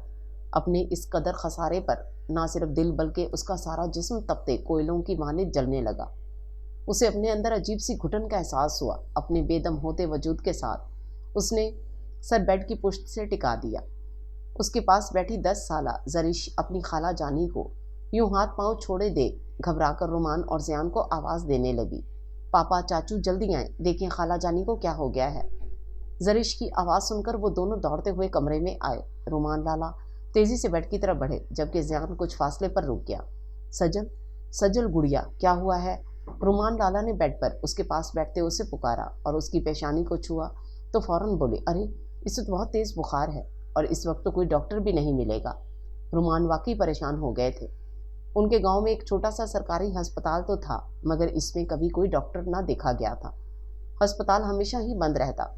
अगर कभी कोई डॉक्टर आ भी जाता तो 1-2 माह बाद ट्रांसफ़र करवा लेता। सिर्फ डॉक्टर जाहिद खान का क्लिनिक था, जो सुबह 11 से शाम 4 बजे तक खुला रहता। उसके बाद वो क्लिनिक बंद करके पेशावर चले जाते। रात को अगर कोई इमरजेंसी होती तो मरीज को पेशावर ले जाना पड़ता था, और अब तो रात काफ़ी हो चुकी थी। उनके गांव का शहर जाने वाला रास्ता भी बहुत ख़तरनाक था। रुमान का परेशान होना फितरी था। ज़ियान, मेरे बेड की साइड टेबल की दराज में बुखार की टेबलेट्स हैं, वो ले आओ। आते हुए ठंडा पानी भी ले आना, उन्होंने ज़ियान की तरफ मुड़ते हुए कहा। वो जो तशवीश भरी नज़रों से बेड पर बेहोश पड़े वजूद को देख रहा था, उनकी बात पर कमरे से निकल गया। जब वो टैबलेट्स और पानी लेकर आया, रुमान लाला उसका जेवर साइड पर रख चुके थे। बुखार की दवा और माथे पर ठंडी पट्टियां रखने से बुखार का जोर कुछ टूटा तो उसने नीम गनुदगी में ही आंखें खोली, मगर जब नज़र रुमान लाला के पीछे खड़ी शख्सियत पर पड़ी तो एक गहरा सांस खारिज करते हुए वो रुमान का हाथ हटाते हुए दूसरी तरफ करवट बदल गई। रुमान लाला भी उस पर कंबल फैलाते हुए उठ खड़े हुए। रात का जाने कौन सा पहर था जब प्यास की शिदीद एहसास से वो जाग गई। मम्मा, पानी, उसने अपने खुश्क होंठों पर जुबान फेरते हुए पानी मांगा था। उसकी आंखों में अभी भी बंद थी। एक दो तो क्या 3 बार पुकारने पर भी जब पानी न मिला तो उसने आंखें खोलकर अपने इर्द गिर्द देखा। नींद से उठने की वजह से उसे समझ न आई कि वो कहाँ है, मगर जब उसकी नज़र खुद से कुछ फासले पर सोए हुए ज़ियान आफरीदी की पुश्त पर पड़ी तो वो लम्हे के 1000वें हिस्से में जान गई थी। सीधा बैठते हुए उसकी नज़र अपने लिबास पर गई थी। मैं कहाँ हूँ, ये क्या है? उठकर वो अभी तक लहंगा पहने हुए थी। भारी लहंगे को संभालते हुए वो बेड से उतरकर ड्रेसिंग रूम की तरफ बढ़ गई।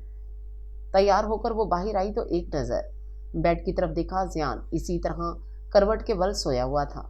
एक नफरत भरी निगाह उसकी पुश्त पर डालकर वो आहिस्ता कदमों से चलती दरवाज़ा खोलकर बाहर निकल गई। अब उसका रुख बच्चों के कमरे की जानिब था। उसने आहिस्ता से दरवाज़ा खोलकर देखा। वो चारों अपने अपने बेड पर गहरी नींद के मज़े लूट रहे थे। अंदर दाखिल होकर उसने दरवाज़ा बंद किया और अरसल का बिस्तर बनाकर उसके पास लेट गई। गहरी नींद में सोया अरसल थोड़ी देर को कसमसाया और फिर उससे लिपटकर सो गया, बिल्कुल इसी तरह जिस तरह वो मनाल से लिपटकर सोता था। उसने अरसल का माथा चूमकर उसके गिर्द अपना बाजू फैला दिया, जबकि उसके आंसू मोतियों की सूरत तकिए में जज्ब हो रहे थे। जिंदगी उसे कहाँ से कहाँ ले आई थी। बाकी की सारी रात उसने जागते और रोते हुए गुजारी थी। वो बच्चों को नाश्ता करा रही थी जब ज़ियान ने आकर उसके बिल्कुल सामने वाली कुर्सी संभाली। अरसल के लिए दूध गिलास में डालते हुए सजल ने बस एक नज़र सामने देखा और फौरन नज़रों का जाविया बदलकर शाहान और जरिश की तरफ मुतवज्जो हो गई। जरिश, शाहान जल्दी करो बेटा, आरिफ खान कब से आवाज़ें दे रहा है। अरसल के लबों से दूध का गिलास लगाते हुए उसने जरिश और शाहान को टोका। جو اس بات کی پرواہ کیے بغیر کہ انہیں اسکول سے دیر ہو رہی ہے آپس میں باتوں میں مصروف تھے۔ اس کے ٹوکنے پر وہ دونوں دوبارہ ناشتے کی طرف متوجہ ہو گئے، بس اور نہیں۔ ارسل نے 2-3 گھونٹ لینے کے بعد گلاس پرے ہٹاتے ہوئے کہا تو وہ اس کو پچکارتے ہوئے بولی، ارے میرا شہزادہ دودھ نہیں پیے گا تو بڑا کیسے ہوگا، اس لیے میری جان یہ پورا گلاس ختم کرنا ہے۔ اس نے جھک کر ارسل کے گلابی گال چوم لیے۔ خالہ بھانجے کے درمیان محبت کے اس مظاہرے کو ارسل کے ساتھ والی کرسی پر بیٹھے 3.5 سالہ شاہ آفریدی نے بہت حسرت بھری نظروں سے دیکھا۔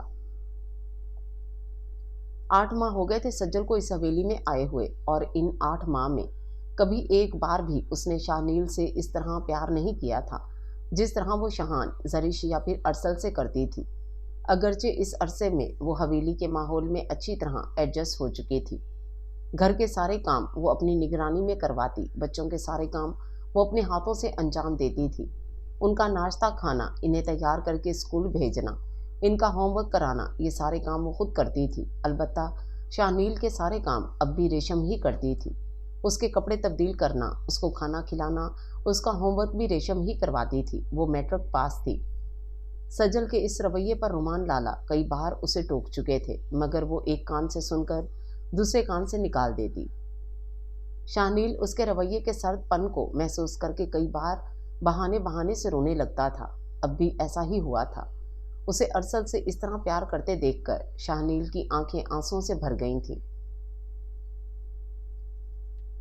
اپنے بیٹے کا حسرت بھری نگاہوں سے سجل اور ارسل کی جانب دیکھنا اور پھر اس کی آنکھوں میں آنسوؤں کا جمع ہونا زیان آفریدی سے چھپا نہ رہا۔ ریشم، تم میرے لیے پراٹھا اور آملیٹ بنا کر لے آؤ، اسے ناشتہ میں کرواتا ہوں۔ اس نے شاہ نیل کو ناشتہ کراتی ریشم سے کہا، جس پر وہ اٹھ کر کچن میں چلی گئی تو وہ اپنی کرسی سے اٹھ کر شاہ نیل کے برابر والی کرسی پر آ گیا۔ اپنے اندر اٹھتے غصے کو دباتے وہ شاہ نیل کو ناشتہ کرانے لگا۔ پچھلے 8 ماہ سے وہ بچوں کے کمرے میں سو رہی تھی۔ اسے سامنے پا کر زیان آفریدی کے چہرے پر چھانے والی بیزاری اور ناگواری کے سائے اس سے پوشیدہ نہ تھے۔ بہت عرصے سے وہ اپنی ذات کا رد کیا جانا برداشت کر رہا تھا، مگر اپنے بیٹے کا نظر انداز ہونا اس سے برداشت نہ ہوا۔ تو جب وہ بچوں کے اسکول جانے کے بعد ان کے کمرے میں آ کر بکھری چیزیں سمیٹ رہی تھی تو وہ اس کے پیچھے ہی چلا آیا تھا۔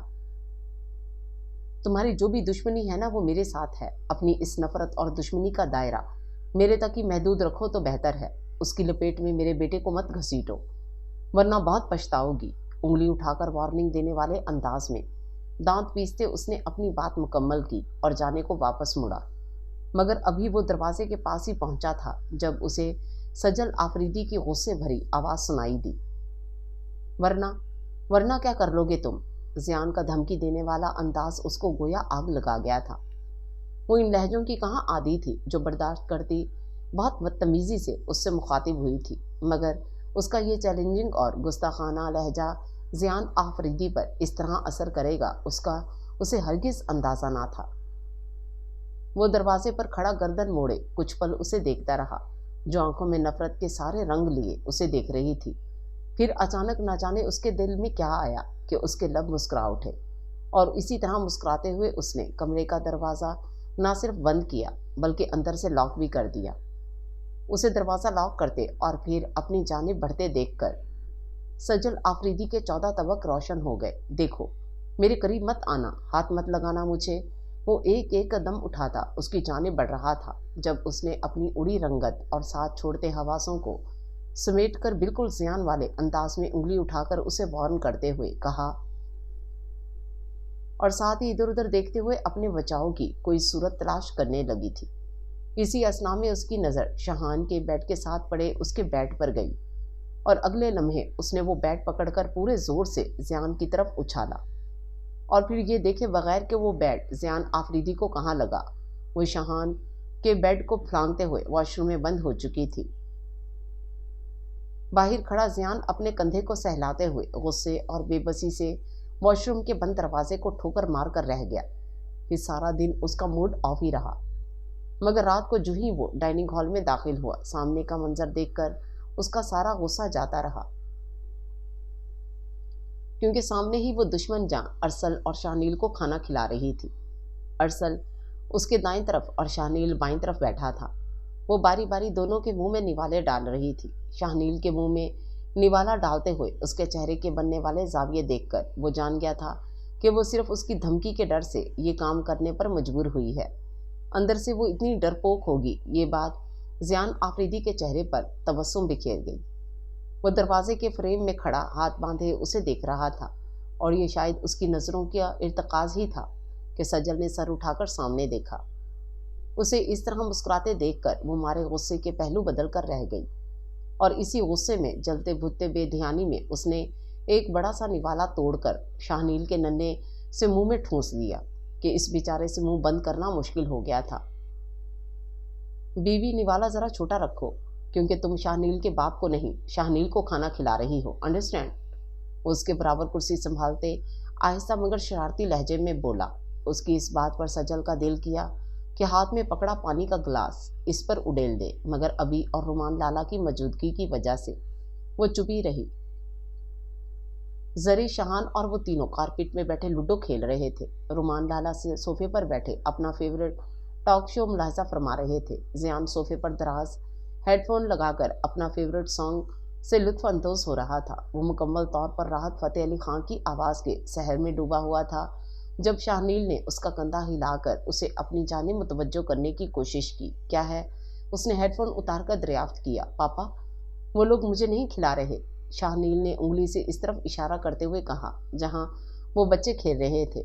उसकी शिकायत पर उसने लेटे लेटे गर्दन मोड़कर वहां देखा जहां वो तीनों कारपेट पर विराजमान लूडो खेल रहे थे। शाहान, जरिश, शाहनील को भी अपने साथ खेल में शामिल करो बेटा, उसने वहीं से आवाज़ देकर कहा। अपनी बात पर सजल के माथे पर पड़ने वाले बल वो बखूबी देख चुका था।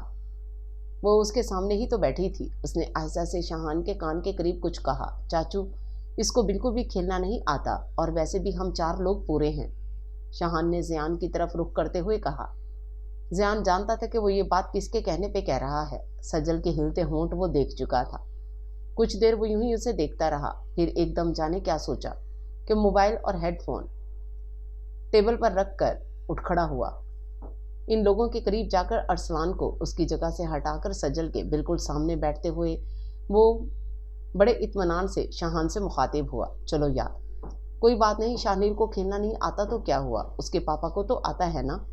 उसके लबों पर शरारती मुस्कुराहट थी। उसकी बात सुनकर जरीश और शाहान बहुत खुश हुए, क्योंकि आज एक अरसे बाद उनके चाचू उनके साथ खेलने लगे थे। एक वक्त था जब हर वक्त उनके साथ बच्चा बनकर रहता था, मगर पिछले कुछ सालों से तो वो चाचू के साथ खेलने को तरस गए थे। अब वो खुशी खुशी उससे खेल में शामिल करने के लिए जरीश ने हाथ मारकर जारी खेल को उलट पुलट कर फिर से तरतीब देना शुरू कर दिया। जरीश की हरकत पर सजल को गुस्सा तो बहुत आया, मगर खुद को जब्त करते हुए वो ये कहते हुए वहां से उठने लगी। ओके बच्चों, आप लोग खेलो, मैं जरा किचन में देख लूं कि रेशम क्या कर रही है। ज़ियान आफरीदी के साथ खेलना उसे हरगिज गवारा ना था, सो बहाना बनाकर उठना चाहा। उसकी इस हरकत पर ज़ियान आफरीदी की आंखें तौहीन के एहसास से एकदम सुर्ख हो गईं। इश्तियाल की एक लहर ने उसके अंदर सर उठाया। उसने तेजी से उठती हुई सजल की कलाई थामी थी और वो जो अभी पूरी तरह खड़ी भी ना हुई थी, धड़म से दोबारा नीचे आ रही थी। उसका पांव इस बुरी तरह मुड़ा कि दर्द से उसकी चीख निकल गई। उसकी आंखें आंसुओं से भर गई थीं। ज़ियान आफरीदी ने उसकी आंसू भरी आंखों की परवाह किए बगैर गुस्से में गुर्राया। क्या समझती हो तुम खुद को, और मुझे क्या समझ रखा है कि जो मर्जी रवैया रखोगी तुम मेरे साथ और मैं चुपचाप तुम्हारी हर बदतमीजी बर्दाश्त करता रहूंगा? हरगिज नहीं। उसकी आंखों में तैरते आंसुओं को नजरअंदाज करते हुए वो उसकी कलाई मरोड़ते गुस्से से बोला। इस लम्हे उस पर अपनी तौहीन का एहसास पूरी तरह गालिब था। सजल ने अपने पाँव के दर्द पर काबू पाते हुए उसके हाथ से अपनी कलाई छुड़ानी चाही, मगर ज़ियान की गिरफ्त फौलादी थी। अभी वो ये सब कह ही रहा था कि रुमान लाला की नज़र यूं ही इन लोगों की तरफ उठी थी। ज़ियान का गुस्से से सुर्ख चेहरा, सजल की बहती आंखें और कलाई छुड़ाने की कोशिश, जरीश और शाहान के सहमे चेहरे। एक लम्हा लगा रुमान को सूरत हाल समझने में। ज़ियान, ये क्या बदतमीजी है, छोड़ो उसका हाथ। अबू की मौजूदगी की वजह से रुमान ने कदरे आहिस्ता मगर खफगी भरी आवाज़ में कहा। उनकी नज़रें सजल के चेहरे पर भी थीं, जिसके आंसू उसके गाल भिगो रहे थे। रुमान लाला के कहने पर ज़ियान ने एक झटके से सजल की कलाई छोड़ दी और एक कहरर बार निगाह उस पर डालकर वहां से उठ गया। रुमान लाला रोती हुई सज्जल को देखकर परेशान हो गए। जब तुम्हें उसके गुस्से का पता है तो मत उलझा करो उससे। उन्होंने उसे कारपेट से उठाकर सोफे पर बिठाते हुए कहा। उनकी बात पर वो गुस्से से भड़क उठी। लो जी, गुस्सा तो सिर्फ आपके भाई में है, बाकी सब तो इंसान है ही नहीं ना। दूसरों की कोई जज्बात, कोई एहसासात नहीं। और आप तो मुझसे बात मत करें, आपकी वजह से ही पहुंची हूँ मैं इस हाल को। उसने रुमान लाला की तरफ देखते हुए इंतहाई शाकी लहजे में कहा। रुमान आफरीदी कुछ देर खामोश नजरों से उसका खफा सा चेहरा देखते रहे और फिर कदरे धीमा मगर शरारती लहजे में बोले, यार इसमें मेरा क्या कसूर है? खुद ही तो अपने हाल को बेहाल किए फिरती हो, और साथ में मेरे बेचारे मासूम भाई को भी।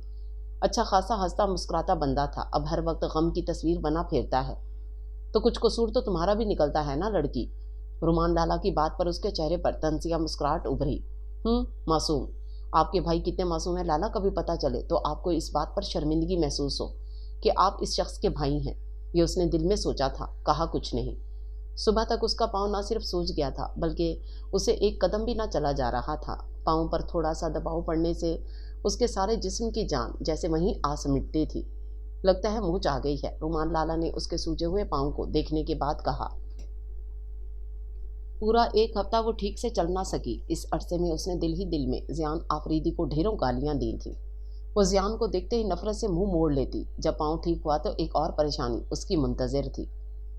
शहरबानो आफरीदी ड्राइवर के साथ हवेली आ गई। ड्राइवर तो उनको छोड़कर चला गया, मगर शहरबानो आफरीदी हवेली में ही रुक गई। वो कुछ दिन हवेली में रहने के इरादे से आई थी। सज्जल को जब पता चला कि वो कुछ दिन क़याम करेंगी तो वो ये सोचकर परेशान हो उठी कि इनकी मौजूदगी में उसे जियान आफरीदी के बेडरूम में सोना पड़ेगा। मगर वो कर भी कुछ नहीं सकती थी। अपनी मम्मा से तो ये नहीं कह सकती थी कि आप क्यों आई हैं, वापस चली जाए। सो रात को मरता क्या ना करता के मजदार जियान के कमरे में आ गई। रात को जब जियान कमरे में आया तो वो सोफे पर सो चुकी थी। उस पर निगाह पड़ते ही उसके चेहरे के जाविये तन गए। वो बखूबी जानता था कि आज मोहतरमा उसके बेडरूम में क्यों तशरीफ फरमा थी, वरना आम हालात में तो ये बेडरूम उसके लिए ममनू इलाका ही होता था। ख़ास तौर पर जब जियान कमरे में मौजूद होता, वो इधर झांकना भी गवारा न करती। अपने कपड़े वगैरह भी वो तब निकालती जब वो हवेली में नहीं होता था। शहरबानो आफरीदी को हवेली आए अभी थोड़े ही दिन हुए थे कि हुज़ैफा के सर की डेथ हो गई, जिस वजह से इन्हें वापस जाना पड़ा। वो फजर की नमाज से फारिग ही हुई थी कि हुज़ैफा का फ़ोन आ गया। रुमान आफरीदी इनको छोड़ने जा रहे थे। जाने से पहले उन्होंने रेशम को, जो अभी अभी उठकर अपने क्वार्टर से आई थी, सज्जल को बुलाने भेजा। 2-3 बार दस्तक देने के बावजूद अंदर से कोई जवाब ना मिला तो अब की बार उसने कदरे ज़ोर से दरवाज़ा बजाया। जियान ने वॉशरूम से निकलकर दरवाजे की सिमत बढ़ते हुए एक तीखी सी निगाह सोफे पर सोते वजूद पर डाली। उसने वॉशरूम में दस्तक की आवाज़ सुनी थी, जबकि वो मोहतरमा गधे घोड़े बेचकर सो रही थी। कौन? दरवाज़ा खोलने से पहले उसने ख्याल से पूछा कि बाहर कहीं शहरबानो आफरीदी ना हो, क्योंकि वो नहीं चाहता था कि वो सज्जल को सोफे पर सोते देख लें। खान जी, मैं हूँ रेशम। हाँ बोलो, क्या बात है? रेशम की आवाज़ सुनकर उसने सुकून का सांस लेते थोड़ा सा दरवाज़ा वाह करते दरियाफ्त किया। खान जी, वो बड़ी भी वापस जा रही हैं, उन्होंने आप दोनों को बुलाया है। रेशम के जाने के बाद उसने सोफे की सिमत देखा। वो अभी तक कंबल में मुंह दिए सो रही थी। हाथ में पकड़े तौलिए को सिंगल सोफे पर उछालते हुए वो 3 सीटर सोफे के करीब चला आया जिस पर वो सो रही थी। ए मोहतरमा, उठ जाओ, आंटी वापस जा रही हैं, इनसे मिल लो। उसने थोड़ा सा झुककर सज्जल के चेहरे से कंबल हटाते हुए कहा। सज्जल ने नींद में डूबे जहन के साथ एक लम्हे को आंखें खोलकर देखा और दूसरे लम्हे फिर से आंखें मूंद लीं, जिस पर जियान उड़कर रह गया। सुना नहीं तुमने? आंटी वापस जा रही हैं, वो हमसे मिलने के लिए नीचे हमारा इंतज़ार कर रही हैं। इस बार उसने गुस्से से उसका बाजू थाम कर लेटे लेटे उसे बिठा दिया। उसकी इस हरकत पर सज्जल आफरीदी भड़क उठी थी। सुन लिया है, बहरी नहीं हूँ मैं, और बाजू छोड़ो मेरा। जियान की गिरफ्त से अपना बाजू छुड़ाते हुए उसने काफ़ी बदतमीजी से कहा।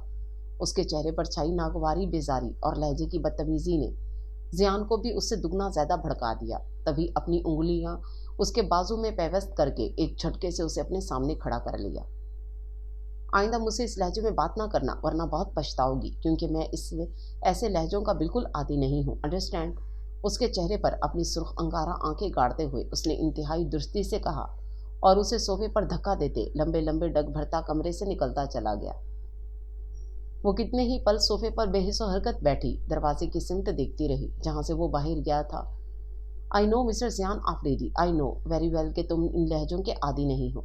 तुम तो सिर्फ इन लहजों के आदी हो जो तुम्हें सराहें, तुम्हारी मोहब्बत का दम भरें, और फिर इन लहजों की मालिक हस्तियों का जो हशर तुम करते हो, اس سے بھی अच्छी तरह आगाह हूँ। ये सब सोचते हुए लाला गुल का मासूम चेहरा उसकी निगाहों के सामने घूम गया, तो वो जल्दी उड़ती उठकर वॉशरूम में चली गई।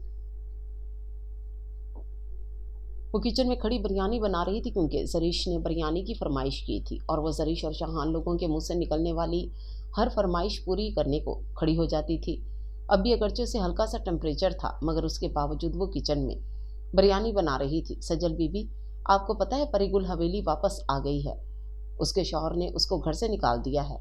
रेशम ने खीरा काटते हुए उसे इत्तला दी, तो उसके हरकत करते हाथ एक लम्हे को साकित हो गए। मैं सुबह मिलने गई थी जी, उसके क्वार्टर में। वो बेचारी बता रही थी कि उसका शौहर उसे बहुत मारता पीटता है। बहुत रो रही थी जी वो। सज्जल को मुतवज्जो पाकर रेशम ने मजीद इत्तला दी, तो सज्जल आफरीदी का दिल दुख से भर गया।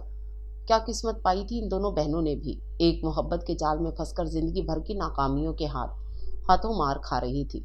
रात को वो परिगुल से मिलने उनके क्वार्टर में चली गई। परिगुल से मिलकर उसका दिल दुख से भर गया।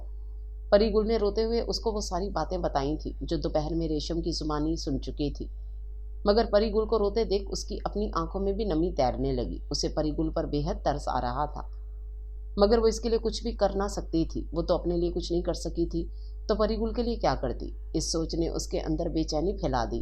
फिर रोज शाम को वो परिगुल से मिलने चली आती। अब एक बात पूछूं बीबी, तुम बुरा तो नहीं मानोगी। इस वक्त भी वो परिगुल के पास इनके क्वार्टर में थी। जब परिगुल ने हिचकिचाते हुए पूछा, अरे बिल्कुल भी नहीं, तुम बोलो क्या पूछना है।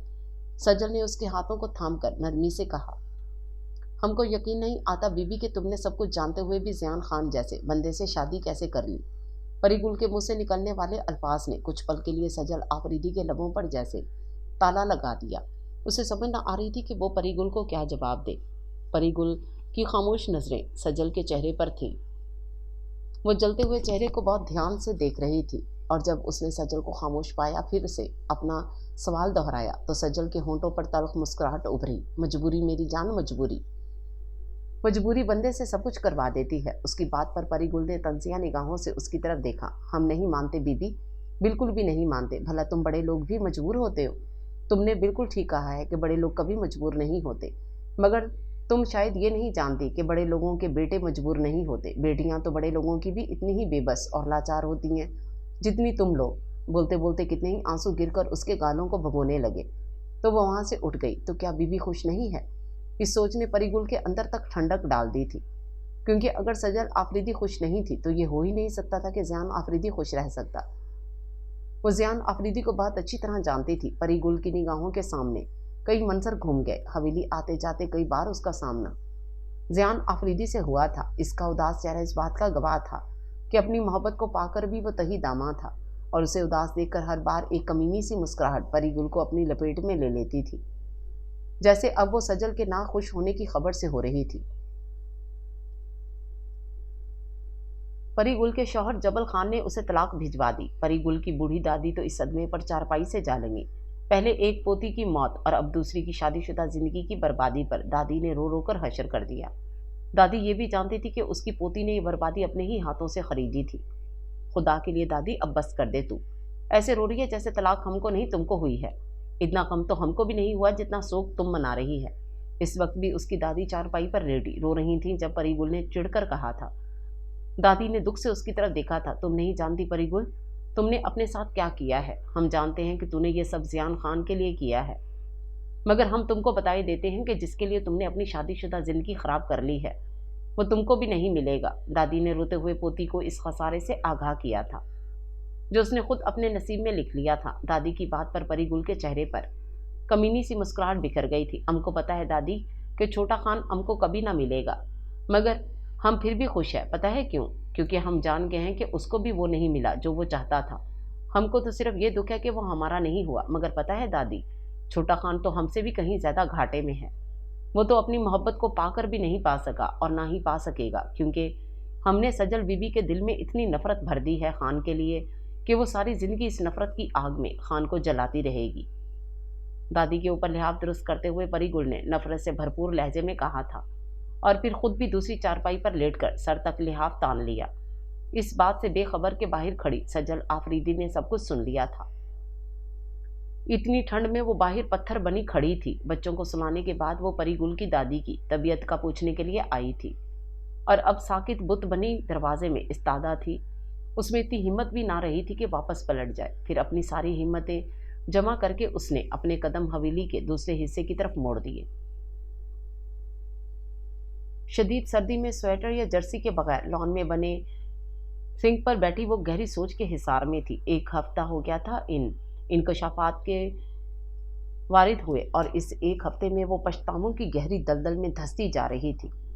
یہ سوچ کر کے ایک گھٹیا لڑکی کی باتوں میں آ کر وہ زیان آفریدی کی محبت کو کتنے غلط معنی دیتی آئی تھی۔ وہ اسے چین سے جینے نہیں دیتی تھی۔ وہ ساری باتیں، وہ سرد رویے جو اب تک اس نے اس شخص کے لیے روا رکھے تھے، اب اس کے اندر آگ لگائے ہوئے تھے۔ اب بھی اس سوچ کے ساتھ ہی اس کی آنکھیں پانیوں سے بھر گئی تھیں۔ رومان لالا جو کسی کام سے پشاور گئے ہوئے تھے اور اب کافی دیر سے لوٹے تھے، اسے اتنی رات کو لان میں بیٹھے دیکھ کر گاڑی سے اتر کر سیدھے اس کے پاس آ گئے تھے۔ قدموں کی آواز پر اس نے سر اٹھا کر دیکھا اور سامنے لالا کو پا کر اپنے بہتے آنسوں تیزی سے صاف کیے تھے، مگر لالا اس کا رونا دیکھ چکے تھے۔ بتاؤ کیا بات ہے بیٹا، تم اتنی سردی میں یہاں بیٹھ کر رو کیوں رہی ہو؟ لالا نے کافی پریشانی سے استفسار کیا تھا۔ کچھ نہیں لالا، میں تو بس بولتے بولتے پھر اس کا لہجہ بھیگ گیا تھا۔ وہ چپ ہو گئی تھی۔ لالا نے کافی پریشانی سے اس کی طرف دیکھا تھا، پھر آگے بڑھ کر اس کے گرد بازو پھیلائے اسے ساتھ لگائے اندر لے آئے تھے۔ اب بولو کیا بات ہے؟ دیکھو مجھ سے کچھ چھپانا نہیں، اگر زیان سے کوئی جھگڑا ہے، اس نے کچھ کہا ہے تو بھی بتا دو، کیونکہ تم بھی اتنی ہی عزیز ہو جتنا کہ وہ۔ لالا نے اسے صوفے پر بٹھا کر خود بھی اس کے برابر بیٹھتے ہوئے نرمی سے کہا، تو وہ جو اتنی دیر سے لالا کے سامنے اپنے آنسو روکنے کی کوشش میں ہلکان ہو رہی تھی، زیان کا نام سنتے ہی اپنے آنسوؤں پر اختیار کھو بیٹھی۔ اسے اس طرح روتے دیکھ کر لالا اور پریشان ہو گئے تھے۔ نوٹ تو وہ کافی دنوں سے کر رہے تھے کہ وہ یوں ہی چھوٹی چھوٹی باتوں پر آنسو بہانے لگتی تھی۔ اب بھی ایسا ہی ہوا تھا۔ دونوں ہاتھ چہرے پر لگائے وہ بچوں کی طرح رو رہی تھی۔ اسی لمحے زیان نے لاؤنج میں قدم رکھا، مگر سامنے کا منظر دیکھ کر وہ دروازے کے فریم میں کھڑا رہ گیا، کیونکہ سامنے ہی وہ دونوں ہاتھوں میں چہرہ چھپائے ہچکیوں سے رو رہی تھی۔ کچھ پل وہ کھڑا اسے دیکھتا رہا، پھر آگے بڑھ کر صوفے پر بیٹھتے ہوئے اس نے آنکھوں کے اشارے سے رومان لالا سے اس کے رونے کی وجہ دریافت کی تھی۔ آئی ڈونٹ نو یار، تم خود ہی پوچھ لو، رومان لالا نے کندھے اچکاتے ہوئے کہا۔ لالا کی بات پر وہ جو ہچکیوں سے رو رہی تھی، ایک دم چہرے سے ہاتھ ہٹا کر دیکھا تو نگاہیں سامنے صوفے سے ٹیک لگا کر بیٹھے زیان آفریدی کی نگاہوں سے ٹکرائیں۔ اس نے سرت سے اپنی ہتھیلیوں سے آنسو صاف کیے تھے۔ میں آپ کے لیے کھانا لاتی ہوں لالا، لالا سے کہتی وہ ایک جھٹکے سے اٹھ گئی تھی۔ اس کے جاتے ہی لالا نے زیان سے پوچھا تھا، تم دونوں میں کوئی جھگڑا چل رہا ہے؟ ان کی بات پر زیان نے سر نفی میں ہلا دیا تھا، بولا کچھ نہیں تھا۔ لالا اس کے چہرے کے تنے ہوئے نقوش کو دیکھتے ہوئے ایک بار پھر گویا ہوئے، پچھلے کچھ دنوں سے وہ مجھے کافی ڈسٹرب لگ رہی ہے یار، کوئی نہ کوئی بات تو ہے، کوئی پرابلم تو ہے اس کے ساتھ۔ لالا کی بات پر وہ جو ٹیک لگائے بیٹھا تھا ایک جھٹکے سے سیدھا ہوا تھا، اور اپنی نیند سے بوجھل آنکھیں لالا کے چہرے پر گاڑتے دانت پیستے ہوئے بولا، وہ جب سے اس گھر میں آئی ہے تب سے ہی ڈسٹرب ہے، اور اس کی ڈسٹربنس کی وجہ اس کا سب سے بڑا پرابلم میں ہوں، یعنی زیان آفریدی۔ میری ذات، میرا وجود اگر اسے اس گھر میں نظر نہ آئے تو کوئی پرابلم نہیں ہے اسے یہاں۔ ایسا بولو، بابا جان سو رہے ہیں، وہ جاگ جائیں گے۔ بولتے بولتے غصے میں اس کی آواز کافی بلند ہو گئی تھی۔ جب لالا نے ٹوکتے ہوئے کہا تھا تو وہ مزید کچھ بولے بغیر اپنے غصے پر قابو پاتے ہوئے صوفے سے اٹھ گیا اور دروازے سے اندر آتی سجل کو تقریباً دھکا دینے والے انداز میں ایک طرف دھکیل کر آگے بڑھ گیا۔ کھانے کی ٹرے بمشکل اس کے ہاتھوں سے گرتے گرتے بچی تھی، اور رومان آفریدی جو ان دونوں کو دیکھ رہے تھے، پورا یقین ہو چلا تھا کہ ان دونوں کے بیچ کوئی نہ کوئی بات ضرور ہے، کوئی گڑبڑ یقینی ہے۔ لالا، آپ نے اسلام آباد کب جانا ہے؟ نہانے کے بعد وہ لالا کے لیے چائے بنا لائی، کیونکہ وہ رات سونے سے پہلے چائے ضرور پیتے تھے۔ لالا کو کپ دیتے ہوئے اس نے پوچھا تھا، کیوں خیریت؟ لالا نے کپ تھامتے ہوئے اس کی طرف دیکھا تھا۔ کافی ماہ ہو گئے ہیں مجھے وہاں گئے ہوئے، میں نے اس لیے پوچھا ہے کہ اگر ایک دو دن میں آپ نے جانا ہو تو مجھے بھی ساتھ لے جائیے گا۔ اس کی بات سن کر لالا نے اس بات میں سر ہلا دیا تھا، اور پھر اگلے ہی دن وہ لالا کے ساتھ اسلام آباد چلی آئی۔ زرش، شیان اور شانیل کو بھی وہ اپنے ساتھ لے آئی تھی، کیونکہ ان کے اسکول سے بھی چھٹیاں تھیں۔ یہاں آ کر وہ اپنا زیادہ تر وقت کچن میں گزارتی یا پھر پاپا کے ساتھ ان کی لائبریری میں۔ وہ خود کو سارا وقت مصروف رکھتی تاکہ اس کا دھیان زیان آفریدی کی طرف نہ جائے، مگر رات کو بستر پر لیٹتے ہی دھیان کا منہ زور گھوڑا سر پیٹ بھاگتا زیان آفریدی کے خیال پر ٹھہر جاتا۔ اور وہ ساری رات جاگ کر گزارتی۔ اپنے وہ سارے رویے جو اس نے اس کے ساتھ روا رکھے تھے اور جن کی وجہ سے آج وہ شخص اس سے اس قدر متنفر اور اس قدر دور ہو گیا تھا۔ زریش اور شیان لوگ تو اپنے کزنز کے ساتھ بہت انجوائے کر رہے تھے، مگر شاہنیل کو چپ چپ سا رہتا تھا۔ اس وقت بھی سارے بچے لان میں کرکٹ کھیل رہے تھے، جبکہ وہ چپ اداس سا بیٹھا دور سے ان کو دیکھ رہا تھا۔ کیا بات ہے میرا شہزادہ اتنا اداس کیوں بیٹھا ہے؟ وہ باہر آئی تو اسے برآمدے میں ٹیک لگائے بیٹھا دیکھ کر اس کے پاس بیٹھتے ہوئے دریافت کیا۔ شاہنیل کے تمام کام تو وہ کافی عرصہ پہلے ہی کرنے لگی تھی، اس کے باپ کی دھمکی کے ڈر سے، مگر جب سے سارے انکشافات ہوئے تھے تب سے وہ اسے بہت پیارا لگنے لگا تھا۔ اتنا عرصہ فضول میں اتنے چھوٹے بچے سے نفرت کی، اب وہ اپنے پچھلے سارے رویوں کا ازالہ کر رہی تھی۔ تبھی اس نے شاہنیل کے گال چومتے دریافت کیا تھا، اپنے گھر کب جائے گا؟ شاہنیل نے اس کی بات سن کر اپنی توتلی زبان میں پوچھا تھا، کیوں؟ کیا یہاں مزہ نہیں آ رہا میرے پرنس کو؟ یہاں تو اتنے سارے کزنز بھی ہیں، آپ بھی ان کے ساتھ کھیلا کریں، دیکھنا بہت مزہ آئے گا۔ اس نے ایک بار پھر اس کے سرخ و سفید گال چوم ڈالے۔ نہیں، مجھے پاپا کے پاس جانا ہے، یہ کہتے ہوئے وہ رو پڑا تو اس نے اسے اپنے ساتھ لگاتے ہوئے اس کے آنسو صاف کیے تھے۔ اچھا آپ روئیں نہیں، ہم کل ہی پاپا کے پاس چلے جائیں گے۔ رات کو ہی اس نے اپنی اور بچوں کی ساری پیکنگ کر لی تھی، کیونکہ صرف شاہنیل ہی نہیں، وہ خود بھی اپنے روٹھے روٹھے سے ہم سفر کو بہت یاد کر رہی تھی۔ حویلی پہنچتے ہی جو خبر اس کی منتظر تھی، اس نے سجل آفریدی کے قدموں تلے سے زمین کھینچ لی تھی۔ وہ خالی خالی نگاہوں سے ریشم کا چہرہ دیکھے جا رہی تھی، یہ سوچتے ہوئے کہ کوئی عورت اس حد تک بھی گر سکتی ہے جتنا پری گل گر گئی تھی۔ اسے خاموش پا کر ریشم مزید بولی، ویسے بی بی، چھوٹے خانہ کو ایسا نہیں کرنا چاہیے تھا۔ پری گل کی دادی نے برسوں اس حویلی کے مکینوں کی خدمت کی ہے، اور یہ صلہ دیا ہے خان نے ان کی خدمتوں کا کہ ان کی پوتی کی عزت پر ہی ہاتھ ڈال دیا۔ ریشم، خدا کے لیے چپ کر جاؤ، چپ ہو جاؤ پلیز، اس نے دونوں ہاتھوں سے اپنا سر تھامتے ہوئے کہا تھا۔ ہم تو چپ ہو جائیں گے بی بی، ہم غریب لوگ کیا بول سکتے ہیں، ہم تو خود ڈر گئے ہیں بی بی، ہمیں تو اپنی عزت بھی اس حویلی میں محفوظ نہیں لگ رہی۔ جو کچھ آج پری گل کے ساتھ ہوا وہ کل کو ہمارے ساتھ بھی۔ شٹ اپ ریشم، پلیز چلی جاؤ یہاں سے، تنہا چھوڑ دو مجھے، اس نے تقریباً چیختے ہوئے ریشم کو چپ کروایا تھا۔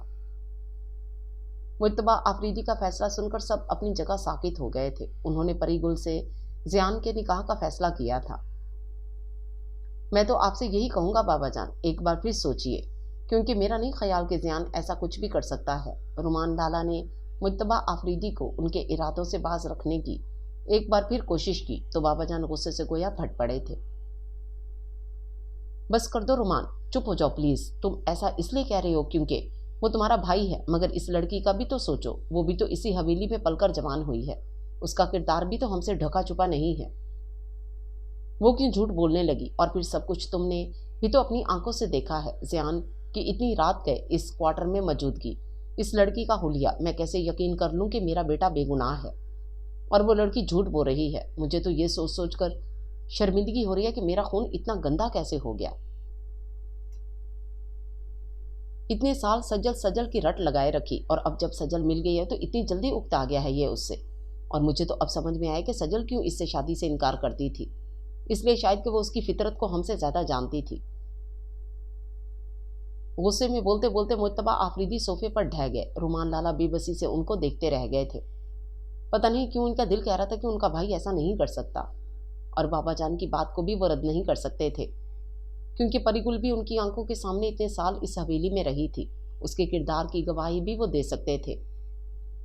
ایسے میں انہیں صبر نہیں آ رہا تھا کہ کیا کریں، مگر جب انہوں نے رات کو زیان کے بابا کے ارادوں سے آگاہ کیا تو اسے لگا جیسے اسے جلتے انگاروں پر ڈال دیا گیا ہو۔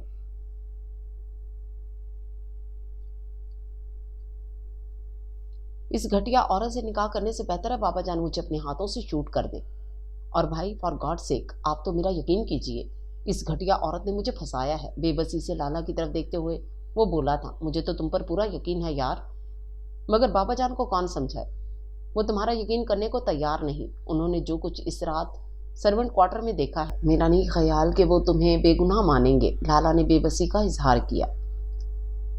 میں کتنی بار بتا چکا ہوں کہ اس ذلیل عورت نے خود بلایا تھا مجھے وہاں، یہ کہہ کر کہ اس کی دادی کی حالت بہت خراب ہو گئی ہے اور اسے ہسپتال لے جانا ہے۔ اب مجھے کیا خبر تھی کہ اس کی دادی حویلی میں نہیں ہے، वो तो जब मैं अंदर आया तो उसने कपड़े फाड़ कर शोर मचाना शुरू कर दिया। तब समझा कि ये सब उसकी प्लानिंग है। और वैसे भी भाई, आप तो मुझे अच्छी तरह जानते हैं ना, क्या आपको लगता है कि मैं ऐसा कर सकता हूँ? आखिर में उसने रुमान लाला के हाथ थामकर भीगे लहजे में कहा था। तो रुमान आफरीदी ने एकदम उसे अपने साथ लगा लिया। मुझे तुम्हारे किरदार पर कोई शक नहीं यार, मगर बाबा जान की बात भी तो रद्द नहीं की जा सकती।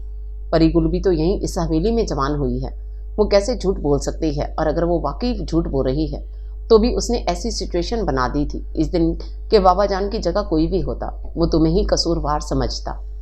ऐसे में मुझे बताओ, मैं कैसे बाबा जान के सामने तुम्हें बेगुनाह साबित करूं?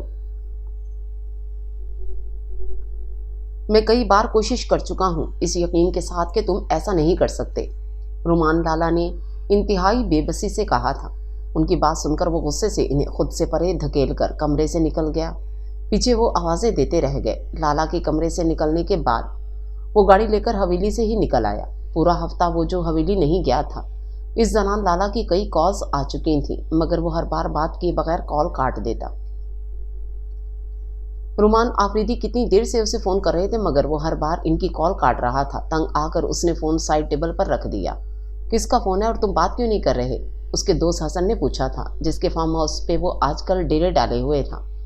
कोई रॉन्ग कॉल है। और तुम सुनाओ, भाभी की तबीयत कैसी है? तबीयत अब कैसी है? उसने बात बदल दी। अब तो काफ़ी बेहतर है, 1-2 दिन तक छुट्टी मिल जाएगी।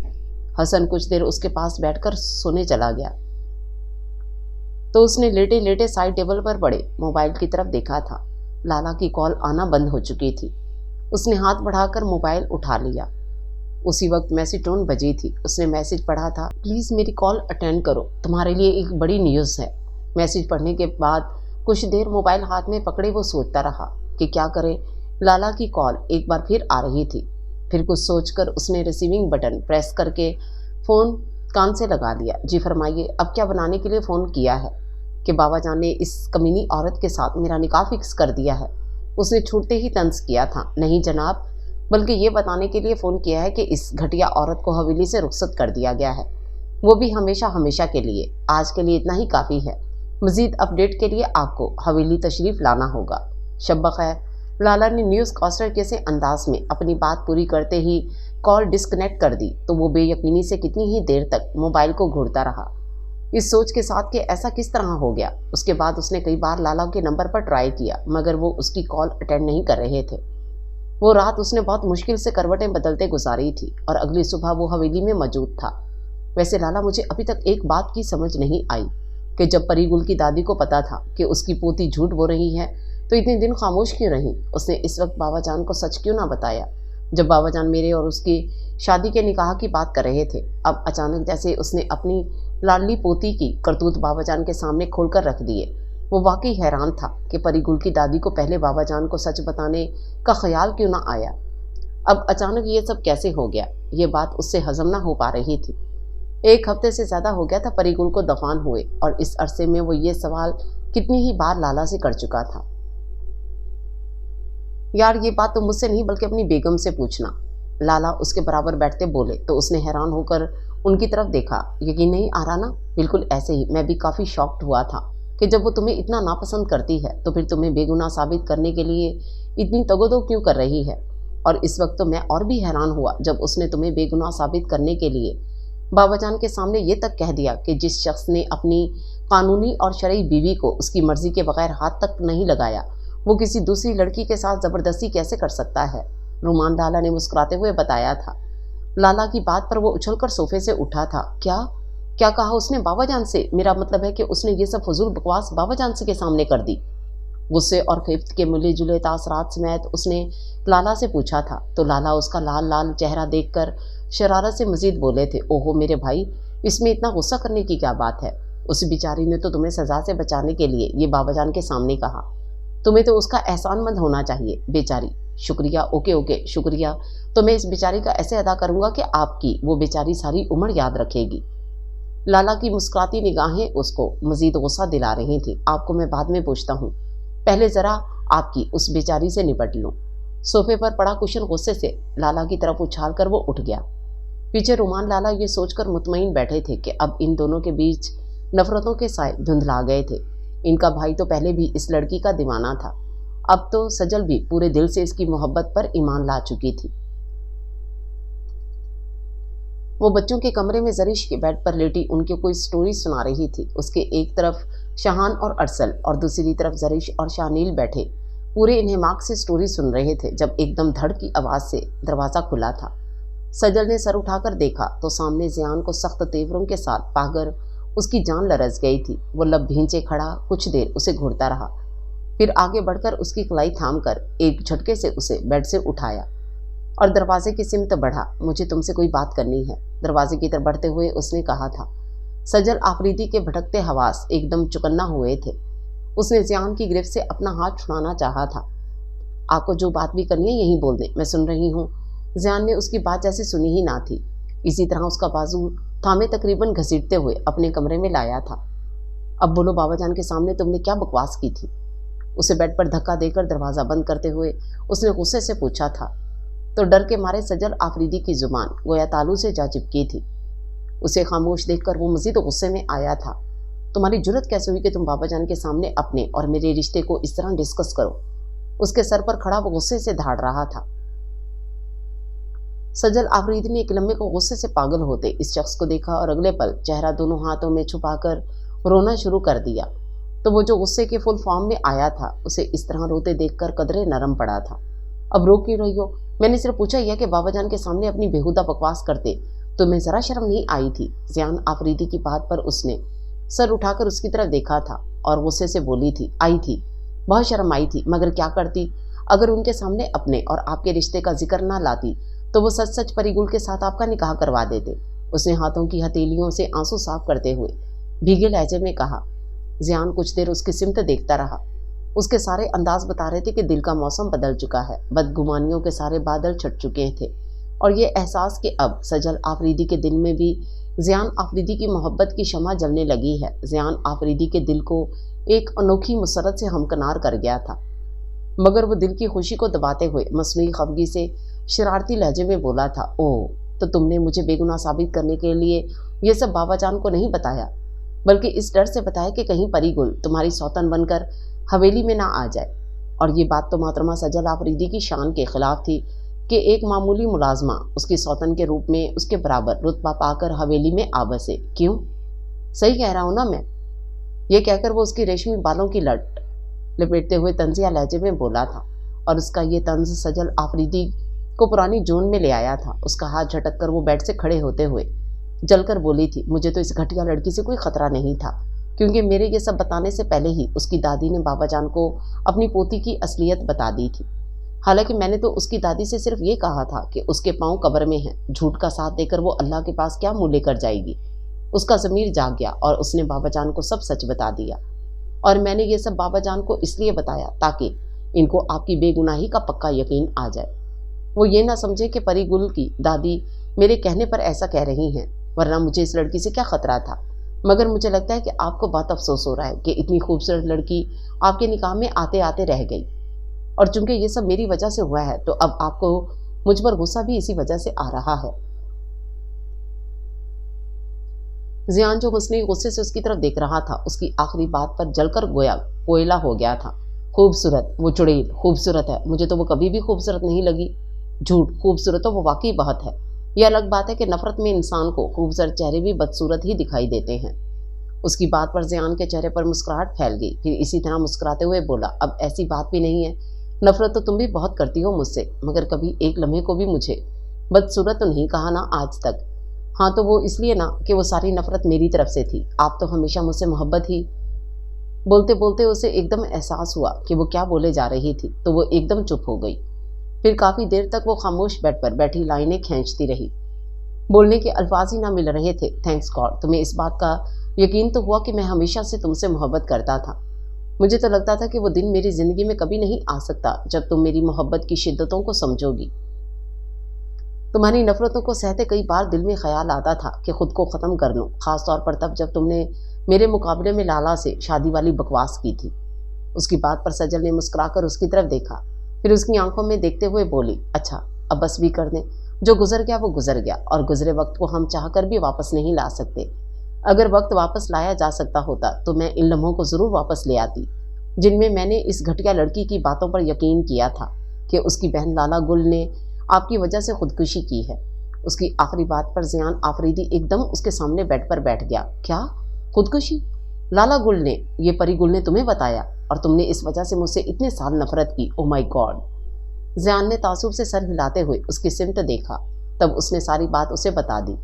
اسے حیرت سے بیٹھا دیکھ وہ پھر بولی، اچھا اب چھوڑیں اس بات کو، میں نے کہا نا جو وقت گزر گیا ہے وہ واپس نہیں لایا جا سکتا، مگر آنے والے وقت میں آپ مجھے ہر لمحہ ہر پل اپنے ساتھ پائیں گے، چاہے کوئی پری گل کچھ بھی کر لے، مجھے آپ سے دور نہیں کر سکتی۔ اس نے آنکھوں میں نمی لیے زیان کے ہاتھ تھامتے ہوئے اس کی آنکھوں میں دیکھتے ہوئے کہا، جہاں اس کے لیے محبت ہی محبت تھی، اور وہ کتنی پاگل تھی آج تک کسی کے بہکاوے میں آ کر اس محبت کو سمجھ ہی نہ سکی، مگر اب اس شخص کے ہاتھوں میں ہاتھ دیتے وہاں بیٹھے اس نے دل میں عہد کیا تھا کہ آئندہ وہ اس کی محبت سے بدگمان نہیں ہوگی۔ محبتیں اپنا آپ منوا لیتی ہیں، اور زیان آفریدی کی محبت نے بھی آج سجل آفریدی کی نفرتوں کو مات دے دی تھی۔